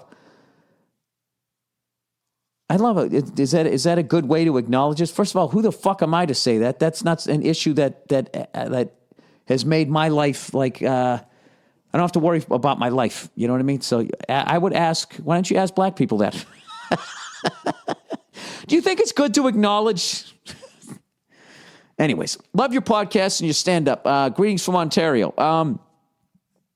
Yeah, I'm just like, I like when, as much as I like Superman versus Batman. All right? I like when they do the comic book stuff, and as much as like, the people can fly and they're fucking the size of an ant and shit like that, the more reality that they bring into it, the more grounded that they keep it, the more I like it. And I know Superman versus fucking Batman, they're like, Jesus, how many people did they fucking kill? That never entered my mind. I didn't give a shit. They're like, they did billions of dollars worth of damage. Who gives a fuck? My favorite thing was they were saying that superhero can't be out there acting unilaterally. Like they didn't like that Superman was going around just helping everybody, regardless of whether they would trade with the United States or not. And I just love that the United States felt that they could claim Superman. It was fucked up. I guess he got adopted by United States parents and he did get a free education. Yeah, what the fuck are you doing? You know what? I stand by the American government on that one. No, but the more that they can bring in like the just the real world reality, I think that shit's great. And the dark, in the comic books, isn't it always like dark, depressing? They're fucking loners. Like, I never liked the X-Man thing. It just sounded like a bunch of whiny teenagers to me. They didn't go dark enough or make it adult enough. It was probably for teenage kids. Who's kidding who? It probably wasn't for a fucking bald 48-year-old male. We got to get these guys. This is our demographic. These are the guys that are going to buy all the fucking swag. I actually, when I was a kid, I read comic books, and I really liked the drawings and the different ways that they would go about it. And when sometimes they take up a whole page and they draw something, or they'd have like 3 of the squares would all like a bullet got shot, and they just show where it went and stuff. Like I really liked it. And I thought it was incredibly talented in that thing. But I stopped short of like dressing up like them and having like a fucking lightsaber fight. You know what I mean? I guess that's where you lose me. And to be honest with you, what I'm doing is what a lot of people do is I'm taking like, most golf fans are not like those fucking animals at the Ryder Cup screaming and yelling like a bunch of fucking lunatics. You know what I mean? A lot of them are, I went to the Masters. The people were fucking cool, but it's just fun to make fun of them, I guess. Jesus, Bill, did you retract everything that you've ever said about it? Sort of. I'm trying to be a better fucking person, man. I gotta stop. Like, that the word cunt and all this stuff that just flies out of me in public, and it's getting worse. And it's gotten to the point where now it actually, for the first time in my life, like embarrasses me. So I'm trying to see the other side of that. And I know people are like, well, then you're not going to be funny anymore. Believe me, I will fuck up plenty in my life. I don't need to be screaming cunt when there's children around in a fucking airport. All right, Montreal Pitbull ban. Hi, Bill. I think your special Let It Go did a lot to educate people about what sweet and loving pets pit bulls can be. I don't have a pit bull myself, but I do not believe in breed-specific legislation or banning certain breeds of dog just because they're more likely to be owned by assholes who will train them to be violent. I live in Ontario where pit bulls are already banned. When Mark Buehrle, Buehrle, how the fuck do you say that? Buehrle, was in the Toronto Blue Jays. You mean on the Toronto Blue Jays? He chose to live alone in Toronto away from his family rather than give up their pit bull. Recently, Montreal Council voted in favor of a bill to ban new pit bulls and other dangerous breeds, as well as impose strict regulations on pit bulls already living in the city, including muzzling. Oh, putting a muzzle on them. From what I read, the bill seems to be a panic reaction to the death of a woman who died following a dog attack. Here is the article if you want to read it. I would love for you to speak out against this super lame bylaw and continue to use your fame as a platform to educate people about... Dude, I don't do that.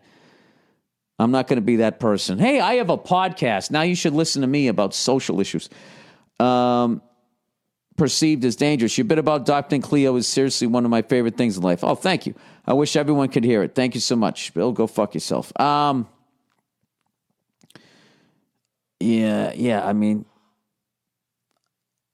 I don't know what the fuck happened up there, but like I don't think pit bulls are bad dogs. I will tell you, my dog's a fucking psycho and would try to kill you if you came into the house. Would attack you because it's possessive, it's envious, jealous, whatever the fuck it is. And my dog is dangerous. And and if I'm standing there, I can't be like, Cleo, these people are fucking cool. But I think what it is with my dog, with its personality and the information that I did not have access to, and I don't have like this dog really if this dog, when this dog's with my fucking trainer, and it stays with him, people come and go, complete strangers coming to his house, and the dog doesn't flip out. But with me, it does. I let it up on the bed. I fucking snuggle with the thing and shit. It thinks it's on the same level as me. For whatever reason, it feels like it has to run shit. And I just, after a while, because I'm so fucking busy, I just had to sort of adjust my life around the dog, which is not another thing you're not supposed to do. But, I could walk it down the street. It doesn't go after people. But if someone just walks up to me out of nowhere and starts talking to me, it starts barking. It doesn't growl or show its teeth, but it definitely considers it like a threat. So, but this is the thing. What I've noticed since having this dog is that there are a bunch of dogs that do that of all breeds when I walk down the street.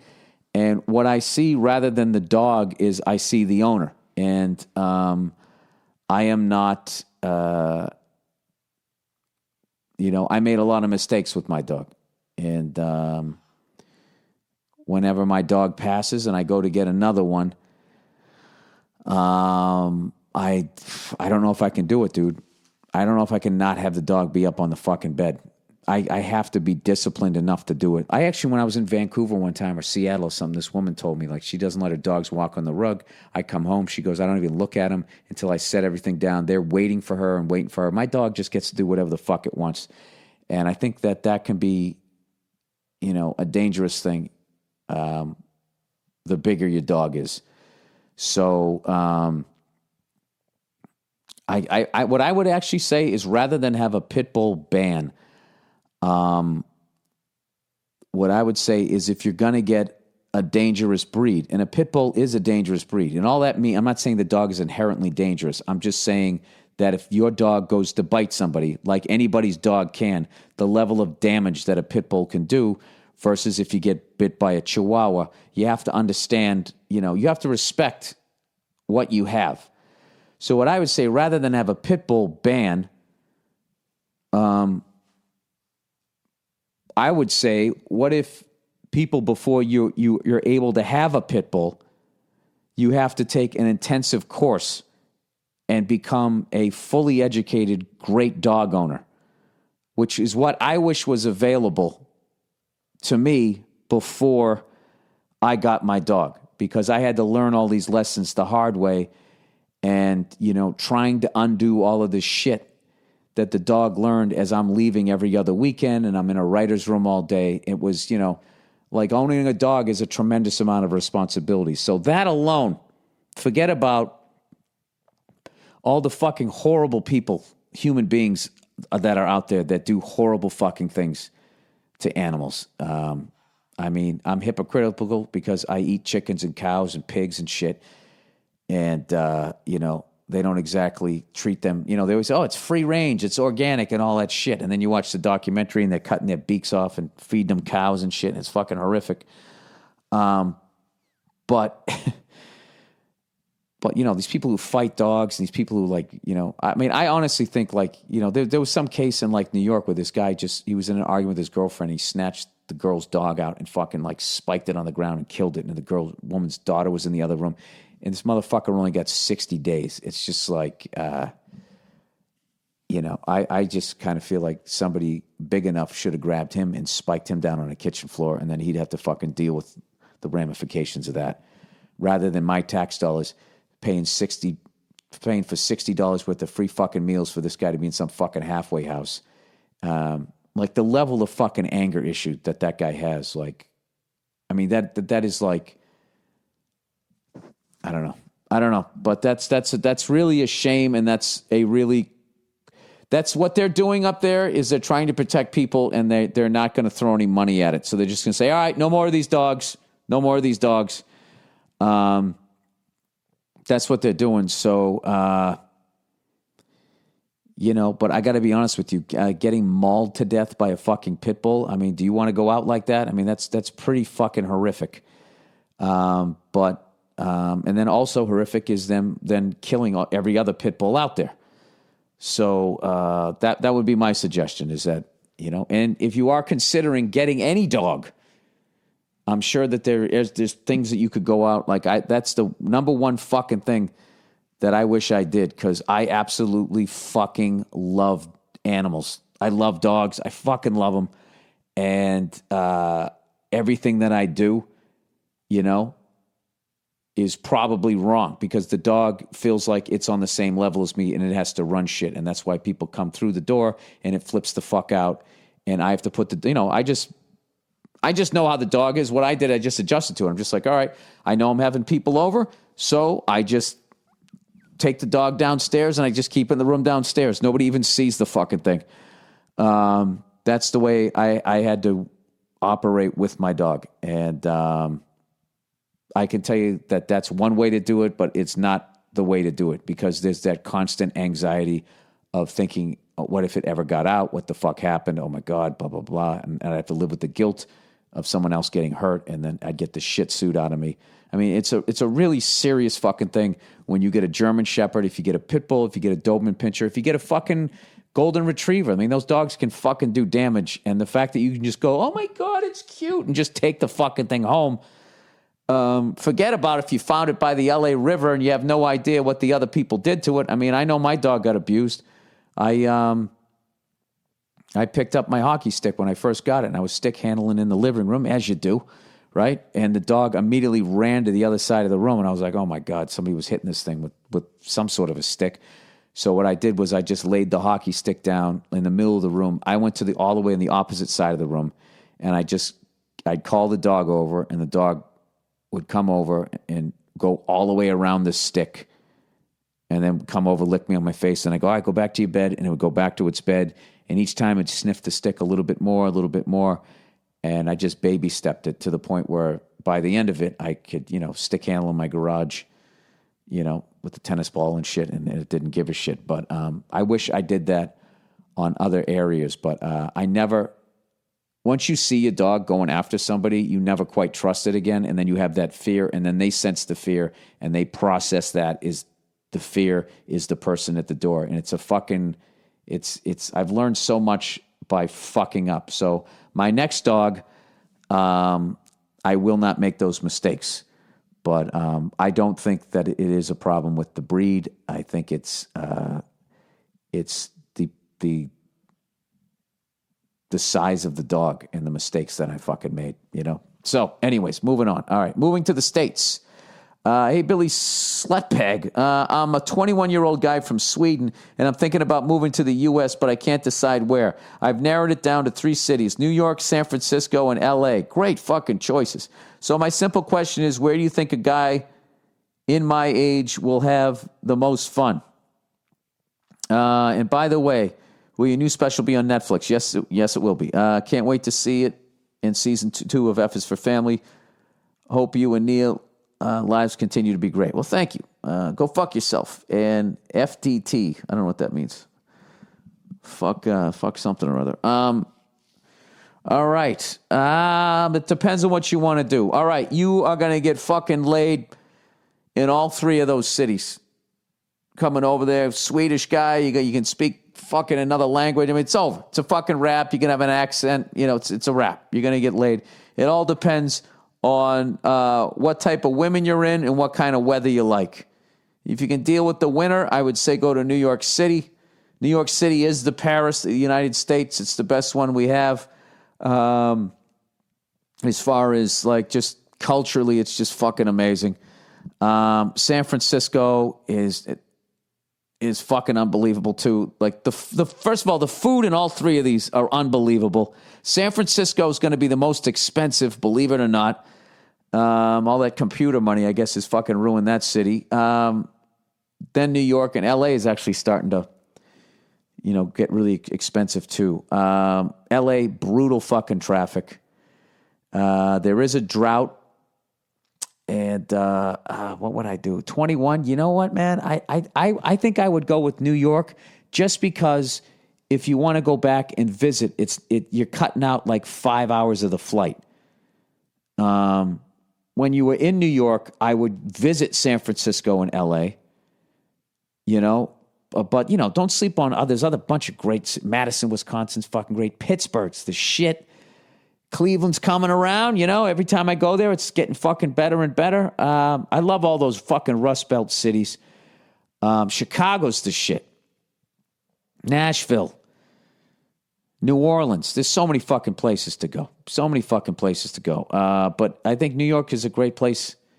It's a great place, And there's a lot of liberal New Yorkers there, and they just think anything from another country, especially any country from Europe, is just automatically better and more amazing. So, and you'll be a good person for them to fucking sit there shit on the United States. It's like, you guys put your shoes on this way and we do it that way. It was like my wife listens to NPR and they were sitting there talking about how in one of those fucking, countries over there where they have 1 million people on bicycles, no one really gets fucked over by someone opening the car door into them, when they parked.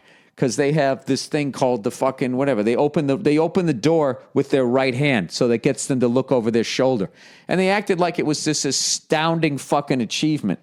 And why didn't we ever think of that? I'll tell you why we never thought of it. Because no one rides a fucking bike over here. 90% of people do not ride bicycles. Over there, everybody rides a fucking bike, just about. Most people can't even afford a fucking car. They have bike lanes. It's a part of how they grow up. That's the only reason why. It's like I never used to look for motorcycle riders until I rode a motorcycle. And then now I always, I creep over to the left, let them drive along, in between. I always make sure I'm looking for them, and I never did that before I rode. So anyways, I'm off on a tangent here. Okay, friend being taken advantage of at a fire station. The fuck does this mean? They're making him cook all the chili, or are we talking molested here? Dear Mr. Burr, a good friend of mine is trying to be a firefighter, and I feel like he's totally become their bitch. Instead of being hired full-time, his fire department has him hired as like a reserve or whatever, and has him working full-time hours, basically. That would be nice, but since he's a reserve, he's literally getting paid like below minimum wage. He's been doing this for around a year or so, and the department he's in definitely is understaffed. They just don't want to make him full-time because they would have to pay him an actual salary. Now, I don't know anything about jobs and careers and stuff, but I feel like he's definitely getting taken advantage of. What should I do? Should I tell him he's being fucked over? Would love to hear your opinion on the matter. Love the podcast. Can't wait for F's for Family. Go fuck yourself. And when are you coming to Northern California? All right. I would say, I would just say to him, hey, listen, I know that, I would just bring up work. How's it going at work? blah, blah, blah, blah, blah. Do they have any plans of making you full-time anytime soon? Listen to what he says and then just ask him, well, how long, so what's the game plan? Have they hinted anything about it? And just see what he says. Sometimes it's hard. You got to let your friends learn hard lessons. Sometimes you just got to kind of let them get fucked over. I mean, just bring it up, see what the person says, and hopefully your friend isn't like that guy in the joke in Goodfellas. That just means he's content to be a jerk. What am I going to say? That my wife 2 times me? Yeah, that's what I would do. I would just bring it up. I've had friends in those situations, and, that can be very difficult. Yeah, so that's what I would do. That's a simple one. Just bring it up, ask them how's it going, and ask them if they have any plans. And then I would say, so, not trying to be nosy, I'm just looking out for you, because I want to see you succeed. What is your plan then? Because there are other firehouses out there where you could maybe get hired on. All right, Jim Irsay guitar collection. Oh, Jesus, my buddy Jim Irsay. Hey, Billy B. Bender. I was reading the Guitar Aficionado magazine this month, and there was an article about Warren Hayes playing Jerry Garcia's guitar Tiger at Red Rocks a few months back. This was the last guitar Jerry ever played live before his untimely death. Anyways, long story short, the article went on to disclose Jim Irsay was the actual owner of the guitar. Well, that's what happens with most of those instruments. They are owned by rich people who are not musicians. I'm not saying they're not lovers of music, but that's where it all ends up. And then actual musicians, they buy their own gear, and then they make that gear legendary. You know what I mean? I did that shit. I bought a 71 Ludwig Green Sparkle John Bonham fucking kit. Like, so then what? Now I'm going to play like him? That was an expensive lesson to learn. But I know there's some other kid, going down to fucking Pro Drum Shop out here in LA, and he's going to buy a fucking kit that's a particular color and everything, and he's going to tune them up, or she's going to do it, and they're going to have a sound, and they're going to put it together, and then everybody's going to want that kit. So it doesn't surprise me. I mean, he owns a team in the NFL. This guy's a fucking billionaire, right? He said he paid $850,000 for it at auction. And you know what's great about Jim Irsay money? Is if he's a fucking billionaire, all right. Even if you had $100 million, spending $850,000 is spending less than 1% of your fucking money. But if you're a billionaire, then what is the fucking decimal point moves over one more? Is that it? Is it 0.01%? Less than that? I don't know. He said he paid $850,000 for it at auction. Not to mention he also owns Bob Dylan's Stratocaster from the Newport Festival, George Harrison's Gibson SG. Jesus, what a fucking collection. And even Prince's Yellow Cloud guitar.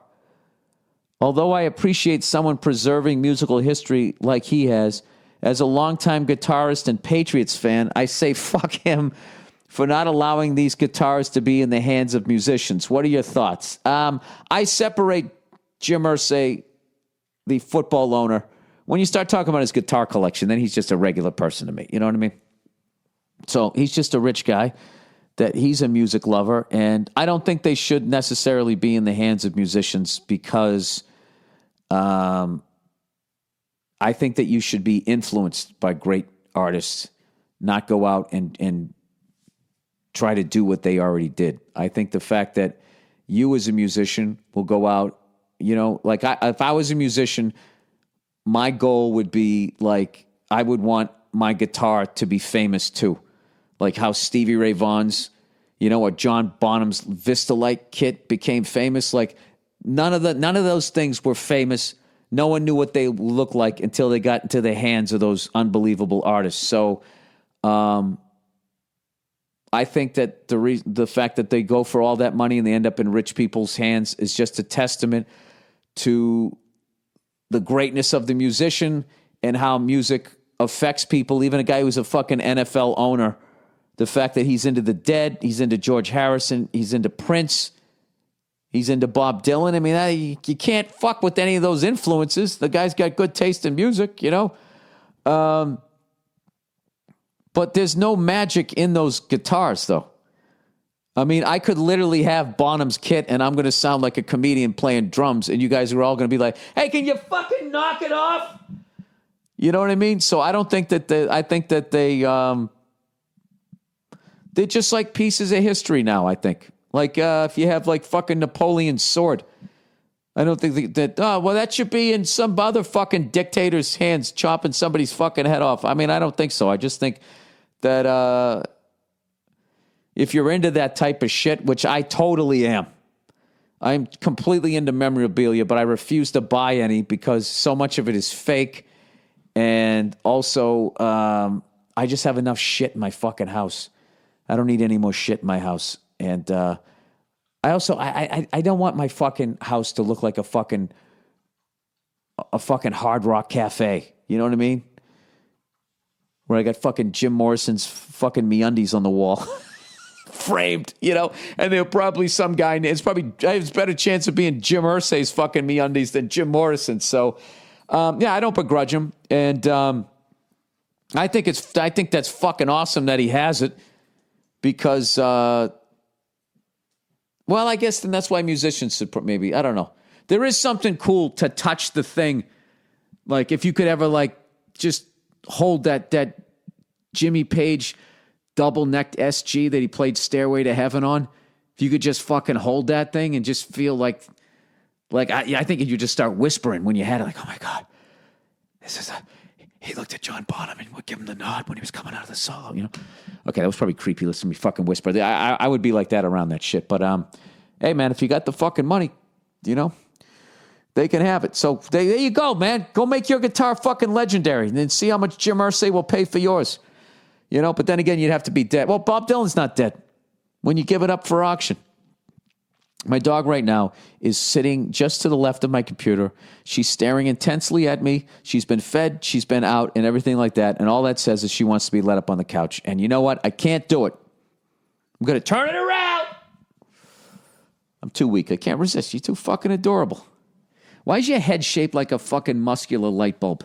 You ever notice that, you little bare face? Huh? Why can't you be like this with company? Why can't you see that I'm relaxed around them and then you're relaxed? Why do you treat everybody like they're a fucking axe murderer? Huh? All right, that's the podcast. Go fuck yourselves. And I got to say again, congratulations to Bills and that they're turning that fucking thing around there. I always like the Bills back. I don't like their fucking fans because I had a bad experience when I went out there and I wore a Patriots hat. And they, you know, 3 fucking people when I was taking a piss pushed me. Fucking pussies. But anyways, I also had a fucking Patriots hat on in their stadium, and I had my dick out. What the fuck was I thinking? Give me Jesus Christ. Why don't I just slit my own throat? But I liked them from back, you know, Joe Ferguson, O.J. Simpson, and all those days, and it was always snowing. And I always liked the Buffalo Bills from back then. So that's what happens. If you start to like a team when you're a kid, you know, even when they become your rival, you don't give a fuck. So, psych, Tom Brady's coming back, and I'm just going to say a bunch of shit that I already said. All right, go fuck yourselves, and I'll check in on you on Thursday.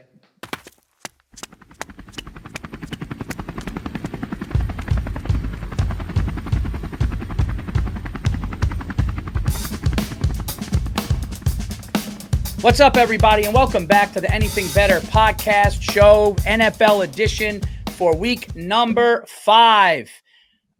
With your hosts, me, Paul Virzi over here, Bill Burr over there. Got the Greek Freak out in Beverly Hills over there, and you know this ain't a show without Jake the Snake with the injury reports. Bill, I just got, you know what? Before we do that, let's just shout out our sponsor. It's the BetMGM Sportsbook, guys. The best book out there. Right now, BetMGM is offering 1,500 in free bets to get your season going. How to get this offer in 4 easy steps. You download the BetMGM Sportsbook app on any of your devices and use our code. That's code BURR, B-U-R-R. You sign up and you deposit at least $10 into your BetMGM Sportsbook account. Place your first wager and receive up to $1,500 back in bonus bets if the bet loses. If the bet does lose, don't you worry, because bonus bets will be available once your initial wager is settled. We also have the first touchdown offer here, which is always fun. You simply place a prop bet on who the player you think is going to score the first touchdown in any NFL game. If your player doesn't score, but instead scores the second touchdown, you'll get your stack back in cash. Bill, I just got good news. I was talking to somebody saying, oh, I had a good week. I went 3-1. And somebody goes, no, I think you went 4-0. And I go, I don't know if the Packers covered. And I just found out that I did get that. And I went 4-0, which fuck did I need. So it felt better to hear that. That's good. You're back. Paul Virzi in October. No, not back, but I'll take it. Dude, this has been the most miserable fucking year gambling. This fucking year, I don't know who the fuck anybody is. It's so like weird. The Bills kick the shit out of whoever the fuck they kick the shit out of, and then they play the Ravens, and it's like they can't even play football. Oh my God. I fuck this year, dude. Fuck this year. Dude, Cincinnati. I don't know. Fuck. All I know is my Pats suck. That's the only bet I fucking hit last week. Everybody, like, who the fuck is anybody right now, Paul? Who the fuck can you look at the team and be like, this team is this team is that? I'm telling you, dude, I am getting NBA in the 2000s vibes. And my prediction is the fucking Chiefs are going to play the Ravens in the AFC Championship game, and the refs are going to fuck the Ravens because the Chiefs are their fucking cash cow. That's their story. Patrick Mahomes, is he the next Tom Brady? Can they fucking three-peat? Oh, my God, Taylor Swift. That's their cash cow. So the level that you're going to have to beat those guys, you're going to have to be up by like fucking 17, 18 points in the fourth fucking quarter. We should do a side bet. Me and you should do a side bet because I think somebody takes the Chiefs out this year. I don't think the Chiefs are going to three-peat this year. So if you want to do a side bet, we should do that.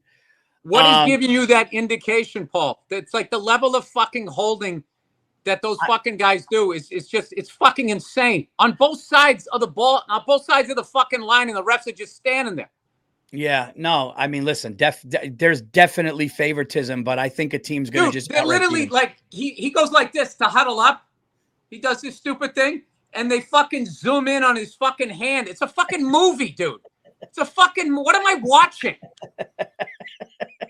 What is this fucking Lethal Weapon? Where the fuck's my camera? Where's the camera? They zoomed in on it. Yeah. Yeah. No, let me ask you this question. You've been watching NFL longer than me. When was the last year that the NFL was this weird and unpredictable with why good are the teams Commanders all of a sudden fucking great last week?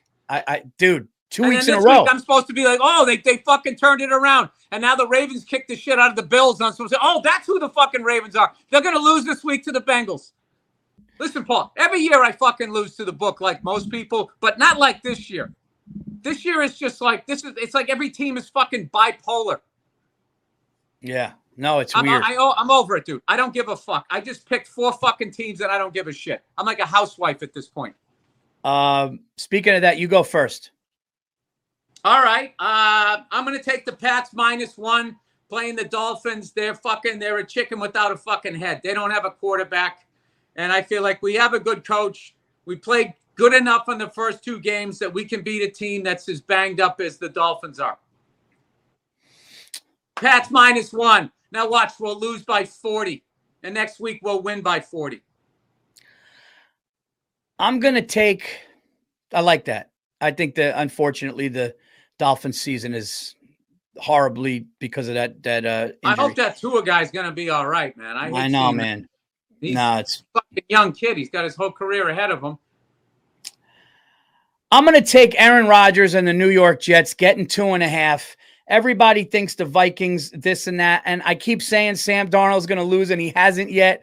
But if the Jets lose this one, I just think the Jets are going to figure something out. And I think Sam Darnold is due for a bad game. I know I said that 2 weeks in a row. I'm just going to take the Jets getting 2.5 in Minnesota. I'm going to take the Chiefs getting 5.5, laying 5.5 Monday night. I like that officiating crew. I think they like Taylor Swift. I think the Kelsey brothers should do some more commercials. And, I think we should just gas these guys up. Just make them as big as they can as we wait for the next Brady, Elway, Peyton Manning to fucking show up in the league. In the meantime, we'll just keep propping these guys up. I'm going to take them -5.5 against Derek Carr and the Saints. How funny is that if you were like, this, I got to tell you, I looked at the report of the officials. These guys They are all good. like barbecue. They don't like vinegar based. They like molasses based. So I'm going to take the Chiefs over the Panthers. All right. I like that pick. Let's see here. You know what? I'm going to take the Commanders. The Browns have had so many opportunities. They just, I think this Jaden Daniels kid, this rookie, is really kind of good. We'll see what happens. I could be wrong, but I think that they're going to hit a stride this year right now, and I'm going to take them -3.5. I don't love the half a point, to be honest, but I think that they're a better team than the Browns. So I'm going to take the I Commanders. agree with all of that, Paul, and that's why I'm taking the Browns, because it makes no fucking sense that they're going to show up and win. Oh, little head-to-head? Nice. I got 2 head-to-head. I got another one coming for you. Oh, I like it. All right. No, Paul, I don't give a fuck. I'm like the angry voter right now. I'm just waiting for some guy with the 2x4 to tell me that he's going to turn the country around, and I'll vote for him even though he can't complete a sentence. All right. Oh, man. Dude, I'm going to go.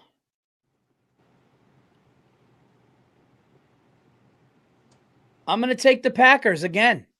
I'm going to take the Packers -3 against the Rams. I don't know who the Rams are. One week the Rams win. The next week, I don't know. I'm going to just fucking stick with the Packers because their backup quarterback is good and their first string quarterback is good.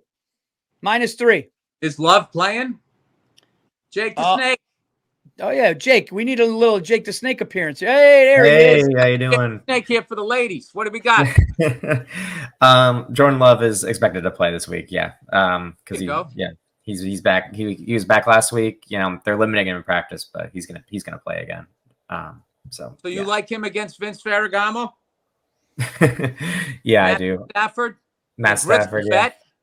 Tough as nails, getting it done with his 2 top receivers out. All right. He's a Paul great player. Virzi. Paul, guess what? I like Sam Darnold. After saying I don't like a quarterback with Darn in his last name, I'm going to go with the Vikings. I just think I don't fucking know. The Jets allegedly have a good defense. Where the fuck has that been the last few weeks? Yeah. Dude, I watched this fucking video on Moses Malone. Yeah. Moses Malone, dude, like you never saw it like a guy back then. He moved like a fucking point guard. He could handle the ball. He'd go into the trees, go up and under and do a fucking layup and pick his 7-foot legs up. He could dunk on anybody in the league. Was he 7 foot? Yeah. Wow. He was a man-child. He came right out of high school, went right to I think he went to the ABA. I think the Houston Rockets were ABA. I can't remember. But I'm listening to people talking about him. And God bless Bill Walton, rest his soul. But he goes, no, he wasn't the most skilled player. It's like, what are you talking about, dude? Yeah. Yeah. What are you talking about with your banged up feet? Your fucking headband. He wasn't the most skilled player. The guy was fucking unbelievable. He took the 76ers to the promised land. Yeah, I didn't even know Moses. People can't give it up for somebody's fucking greatness. As I shit on the Chiefs. Old Billy hypocrite here. No. You're right. They come on, man. They know. All right, here we go. My 4th and final pick. This is the one that I do like that Rasheed Rice, and I also like that defense, and I like the but what the fuck? Holding Rasheed Rice is out. Rasheed Rice is out. Rasheed Rice is out. His knee is ripped. He's gone for the year. Oh, fuck me. But no, they still got what's his name. I'm probably going to lose that one. Paul, can I punt this week? Is that all right? Can I just take a knee? Can I Jeff George and turn around and throw the ball out of the fucking end zone? I mean, I don't know who the Raiders or Broncos I haven't gone are. 3-1 in like a fucking year. I go 2-2 every week, and every once in a while I get a 1-3, and then I fucking lose 4 games to the book every fucking year. You all Billy win some, lose some. Not Billy win some, lose some. I'm going under. Lifeguard is fucking talking to some hot chick on the beach. I'm going under for the 3rd time over here, Paul. Oh, I hate this Falcons-Bucks game. It's a division game. I hate it. Fuck with the Buccaneers last week. I know. Where the fuck did that come from? What's going? Oh, the Eagles. Are the Eagles not playing? Oh, the Eagles played, right? What's going on? Why are the Eagles not on here? Is that a bye week? Biden's still president. The second he said he wasn't running, I haven't seen him since. Oh, dude, I did a joke about that on stage in Tampa. I go, get in the basement and shut. I go, shut up. I want to hear it. Had him on the back porch on a fucking rocking chair with a blanket on his legs. This Bills-Texans game is literally a pick'em. It's a literal pick'em in Houston. The Bills are coming off a bad loss. I'm not going to touch it. I'm coming off a great win. Who? And then a bad loss. And then you got the fucking Arizona Cardinals. Look at them every other fucking week. In all the years I've watched NFL football, this is the first time I feel like I'm throwing a dart at a board. I don't know. I mean, there's a couple I like, but I don't know. You know what I'm going to do? Paul, usually by this time of the year, you're kind of fucking starting to figure out who people are. At least I like to think. I'm going to take, this is what I'm going to do. Because if they lose now, the season is over. They just gave this kid fucking $200 million and they're 0-4. I'm going to take the Jacksonville Jaguars at home, -2.5 against the Colts, who I believe Richardson is out, right, Jake? We don't know for certain. He's questionable, but he's banged up, but he could play in that game. I'm gonna take Trevor Lawrence. He seemed like a nice kid when I saw him eating a buffalo chicken sandwich at a golf course in Vegas. He's 0-4. He's 0-4, dude. If they go 0-5, I mean, his chances are already out. I don't like the way he's looking at his offensive coordinator. Dude, he's looking mad at everybody. Like, have any fucking answers? Like, what are we doing here? That's the thing. The problem is not Trevor Lawrence. It's somebody with a clipboard isn't giving him the right shit. Yeah, I'm just going to take them at home because it's under a field goal. A field goal wins it, and they're 0-4. They're desperate in front of a home crowd. There you go. My fourth and final pick, and I'm sticking to it. Well, I would have a better chance of picking a Korean baseball game right now than I could pick a fucking NFL game. Yeah. If anybody is out there, whatever I picked, go the opposite. You're gonna go. Is anybody out there? Yeah, you're gonna go at least fucking 3-1. Who sang that song? Is that Van Halen? That was Def Leppard. Def Leppard. Yeah. What is it? Photograph? Which album, Bill? Anybody out there? I think that's the Pyromania album. Does anybody care? Right? Is that what they say? Anybody wonder? Dude, by the way, Def Leppard, underrated, I think. So good. Pyromania. It was Pyromania. Pyromania. What year, Andrew? Pyromania, High and Dry. Those are the go-to. 1983, Pyromania, dude. I'm going to start downloading it. You know what? I'm flying out to Washington to hang out with my buddies this weekend. Oh, we're going to Here we go. Oh, the Jordans are packed. The Jordans are in the luggage with the crease beast. I'm coming out there and I may put some Def Leppard in the ears on the fucking. Wait, what's the crease piece? Do you have shoe trees for your sneakers? There's a new invention, Bill. You see, he's laughing because he's so excited I am. Yeah. Bill, wait a minute. Bill, you know me. Have shoe trees for your gym shoes? No, listen to me. Yeah. Bill, you know when I get excited. Bill knows me well. So the sneakers crease. So they tried doing these. The old invention was like this ugly plastic thing. But a sneakerhead came up with it, Bill. Oh, Bill, there's got to be a better way. I swear to God, sneakerheads are the gayest straight people in America right now. But this guy knew what he was doing. He came up with a cushy thing that goes in. Did he? And I'll show you. They look crisp and fresh. Oh, dude, they're really comfortable. Oh, wow. I'm going to show them to you. That's amazing, Paul. Maybe you can fucking laminate them and walk around. They can be shiny and new your whole fucking life. No, they're inside the shoe and cushy. They're for your toes.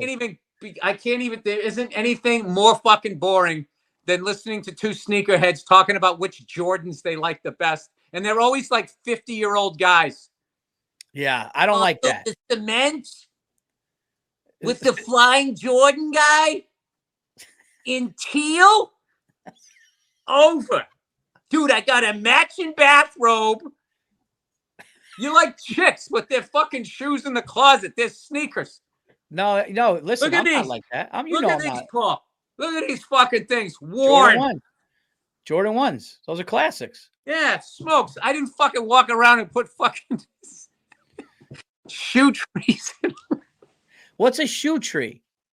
A shoe tree is what a salesman puts in those wooden things you put inside your fucking wingtips. Oh, like when they're off. Yeah, so you don't look like Willie Loman when they look down at your feet going, should I buy something off of this guy? And your fucking shoes are collapsing like your dreams. Oh, my dad had those big wooden blocks that he had put in his shoes. Yeah, I don't know what you meant. Oh, yeah, Dad, I know. He was barefoot and his shoes had tassels on them. Guaranteed, and he had shorts, Larry Bird shorts on. Yes, there we go. That's a shoe tree. My dad had the wooden ones that were like shiny. It's hysterical. Dude, the amount of brand new Jordans that are thrown out because they get a crease in them and floating in the ocean. That some sea turtles fucking floating around. Because 45-year-old men have to walk out of the house looking like it's the first day of school in 8th grade every day of life. I don't know why people don't donate them to people that need sneakers. There's a whole fucking thing for that. Homeless people and shit. Like, why would you throw them out? I don't know what you guys do with them. And then I don't know. Paul, I mean, I literally watched you walk on your heels for a quarter of a mile. Yeah, those were. Yeah. Where were we? In Minneapolis. You walked on your fucking heels with your toes up. That's one of the greatest laughs me and Bartnick ever had. I almost went over and took your hand. I was going to take off my North Face and put it over a puddle. I remember that. Trying to think which one those were. I think those. When are you going to stop dressing like Jay-Z in 2002, Paul? No, I don't got you. Mom, you made the album. How crazy is that? Look what I got on now. I got these. Oh my God. Yeah. These are $30 Marshalls. Caitlyn Jenner 3s. these are the dad 2s. Were those Reeboks? Yeah, those are Reeboks. Yeah. Listen, I don't give a fuck about your sneakers. I just fucking, you went 1-3. This fucking betting this year for me, it's just been a bad relationship. You're doing better than I am. Shit. Dude, what about me? I was down 8 games. I was ready to fucking, people were going, hey, Virzi, I lost my house on you. Yeah, but Paul, what you have going for you is this delusion. Yeah. Like when I lose, I'm like, I suck. When you lose, you're like, this isn't me. Yeah. It's the funniest shit. I can't see it. I'm not seeing it. Like it's like everybody who gambles fucking loses. Not me.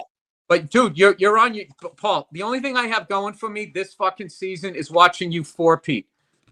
I don't want to put pressure on you, but if you fucking let me down, Bill, the officials are against me. I'm like the Chiefs. I'm glad you won this week because I didn't want to listen to you whining about another bet you lost by half a point. By half a point. Well, yeah. I mean, if you took the other team, you would have won by half a point. I'm just here to say that I can't fucking throw it in the ocean at this point. Have you been watching any of the October baseball? No. Fuck. I got to get off the phone. I could give a fuck. Really? Yeah, I mean, yeah, I'm not. That Mets Brewers game, that 20-year-old kid went yard like fucking Andrew Jones back in '96. Two times, Paul. Opposite field. Tied it up in the bottom of the ninth, and then they went ahead to tie the series up 1-1. I love October baseball. Bill, we won the Monday night special. Yes, we did. I have another fucking Zoom call. Let's do the Monday night special real quick. Yep. I got to hit to the airport anyway. Sorry to all the fans. I'm bringing the negativity, but there's somebody out there that is feeling my pain. All right, we got the Saints and the Chiefs. Chiefs -5. You already picked them, so we'll go with that. Listen, I didn't even know Rashee Rice was out. What a shame, dude. That kid is a fucking superstar, man. No, I like them at home. And it's bailing the Chiefs out more than the offensive line holding every play is Rashee Rice getting open. Oh, that kid Worthy too. That fast kid rookie's doing really good for them. All right. And what's going on? Pacheco's hurt? Jake, what's going on with Pacheco? Is he hurt? Yeah, he broke his leg, so he's gonna be out for a while. But he's coming back later. Mahomes to throw one, Kelsey to catch one. I know Kelsey's been quiet this year, dude. I don't know what's going on. I think prime time under the lights, he's going to do it on a Monday night game. Yeah, I believe in that guy. He's got. Wait, you know what? He's got to be due. All right, so let's do this then. We'll do the Chiefs to win by 6. Kelsey to catch one. Touches because that Rice kid was killing it so much, and that Worthy guy you were bringing up, maybe I don't know. So now that that guy's hurt, they're stacked, dude. They got a lot of talent too. I like that bet. Okay. Mahomes to throw one. Travis Kelsey to catch one. To go like this. Mahomes to go like this. How many? What's the under over? What's the under over on that? Mahomes to do his shadow puppets. All right. Swift to say, "Oh my God." Yeah, I got to get to the airport. There you go. This is our picks. The Chiefs to win by 6, Mahomes to throw one, Travis Kelsey to catch one. There you go. We're going to get the Monday night special 2 weeks in a row for you guys. There you go. At least somebody's winning. Somebody's winning. All right. I gotta go, right. dude. There you go, guys. I'll see you later. Next week. Bye-bye, Paulie. Bye, buddy. I'll see you later.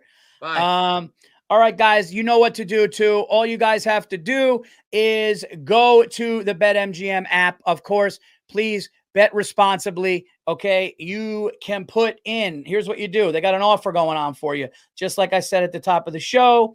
And the offer is, hold on, I'm getting the offer right now. Sorry, Andrew.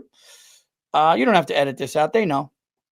The BetMGM is offering $1,500 in free bets to get your season going. How to get this offer? 4 easy steps. You download the BetMGM Sportsbook app and you use our code. It's easy as can be. It's Burr, B-U-R-R. All you do is you put that code in, you sign up, and you deposit at least $10, okay, in your BetMGM Sportsbook account. You place your first wager and receive up to $1,500 back in bonus bets if that bet loses. If the bet does lose, your bonus bets will be available once the initial wager is settled, guys. It's that easy. Please bet responsibly. And don't forget the first touchdown offer. You simply place a bet on the player you think is going to get the first touchdown. If they don't get the first touchdown, but they get the second touchdown, you'll get your stack back in cash. It's that easy. Look, the Anything Better show is coming. I know Bill is pissed off that he went 1-3, but you know what? He's still right there. I was down 8 games, guys. I was down 8 games. Look, I still have to come back because this week, who knows what could happen. But now I am down 4. Okay? We'll see what happens this week. We got to hope. We got to hope, guys. But we hit the Monday night special for you guys. Hopefully you guys stick with me. Stick with me, at least for a little bit. If I get really bad, then you don't have to. But hey, look, I would go with the guy that did it 3 times. Andrew, Jake, do you guys have anything else before I get out of here? I got about 5 minutes here. No, I mean, I'm licking my wounds after another 0-4 week, so I'm trying to bounce back here and catch up to you, Paulie. Well, the one thing that Bill said is right. Like, this is the first year. I just don't know who anybody is. I don't know what's going on with the Cincinnati Bengals. I think that's a team. I obviously don't know what's going on with teams like the Raiders and the Broncos. I don't know what's going on with the Jaguars. Sam Darnold is all of a sudden Joe Montana, and the Minnesota Vikings are the best team in football. Nobody saw that coming. Aaron Rodgers is staring at the press conference reporters, pissed off because he doesn't know what the fuck is going on. It's a wild, wild time, but like everything else, Andrew, like everything else, it's the universe finds a way to fix itself, right? That Jets game, they're in London. Rodgers' knee's a little, so I mean, he's on a plane. Like, that's not going to be great for him. But as far as still as the thesis of this week goes, is not knowing the teams.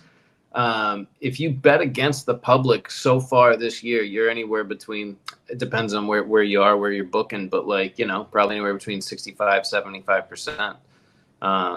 Wow. Yeah, it's crazy. So, I mean, you have to look at these public games like the Ravens and the Bills last week, right? I mean, everybody was all over the Bills because of the way the Ravens have been. So you got to look at those games and go, what's up? So now this week with the Bills, I mean, that's a huge bounce back spot to a Texans team that's underperforming, So I liked the Bills. And I like your Jaguars pick. By the way, Anthony Richardson is practicing, but he's only taken a few snaps.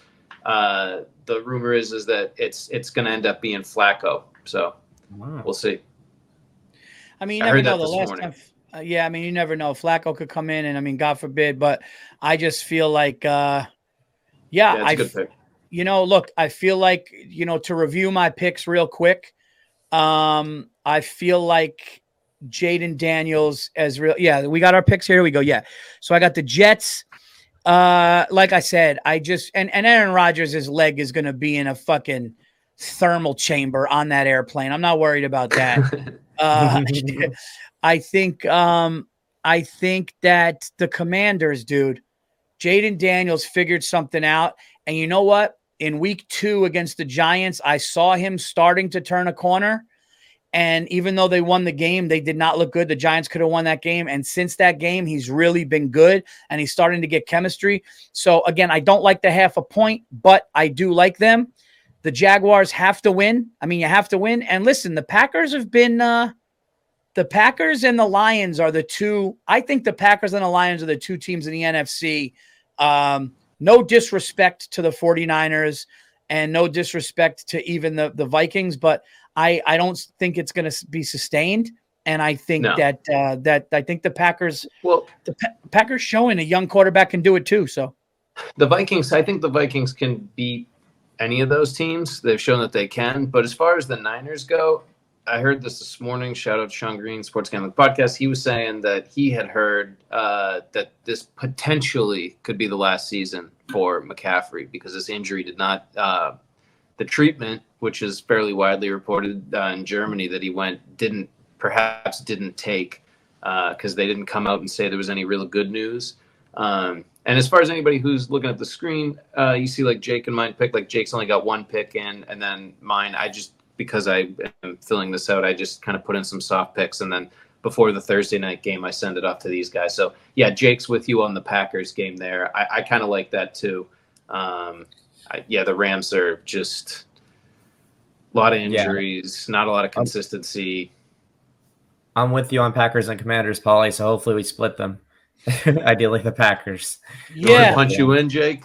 Yeah, I mean, not officially, but I'm leaning that way. It's weird, but it's also like some things need to, now you're getting to week 5. So you're going to start to see teams not tank, but it's getting to the point where if you're an NFL team and you're 0-5 or 1-7 or 1-6 or something like that, then they really start to figure in next year. I hate to say this to 49er fans because I do like the 49ers. And I have a lot of friends who like the 49ers. And I performed in front of the owner and the GM and the president of the 49ers, and they couldn't have been cooler. And I really liked them. So I don't mean any disrespect, but I did hear a sports analyst say it. I forgot who it was, but they said at the beginning of the season, they go, I was watching the 49ers and they just look exhausted. What they've gone through to go to the Super Bowl 2 years in a row, I don't think people understand really what that takes. A long season, beat up, you go to the Super Bowl or 2 out of 3 years, whatever it was. You go to the Super Bowl multiple times in the last few years, I should say. And to get back and do it again and to keep everybody healthy and to keep everybody on the same page and to pay everybody, it's a lot. So I just don't know what they could sustain. And if McCaffrey is as bad as what you're saying, if McCaffrey is like, they're going, dude, this guy's leg is really screwed up. I mean, their backup running back is good though. That injury report at the beginning of the year was really soft on McCaffrey. That was like, he's going to be okay. Like, it's not as bad. And then it's just like, clearly it was worse. Clearly it was worse just based on preseason, based on, first, like, it was just clearly it was worse. So I just think that's the direction that it's going. I think they're protecting maybe him. I don't know, but well, Burrow had the same thing last year, so that's how I kind of knew. I was like, oh, McCaffrey's probably not going to play for the first few weeks because that's what happened to Burrow. But this is obviously a lot worse than what Burrow was going through. Also, Paul, you had mentioned you liked the Bengals in that.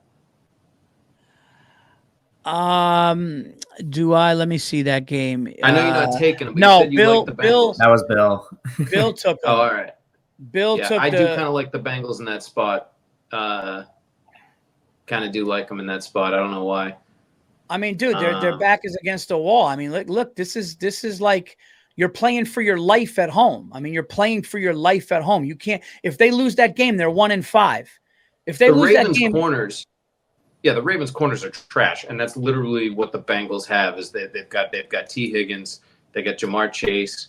They're both healthy. They were both healthy last week, but Chase has been, but Higgins was there. But yeah, it still didn't happen, and it's division. I mean, it's a lot. It's a good spot for the Bengals. All right, guys. Well, listen, enjoy the week. I have to go catch an airplane. I'm getting picked up here in like 20 minutes. You have the picks. You guys know the offer, guys. Bet responsibly. Enjoy it. Don't get crazy. Look, I was down 8. Now I'm down 4. We'll see what happens. We're going to try to keep fighting up this battle. We're going to try to keep clawing up this mountain to see if I can do this. This is this is one where I'm just I'm like the Niners. I'm exhausted, but I'm going to do it. That's why the NFL is the best. I'll see you guys. I'll talk to you guys next week.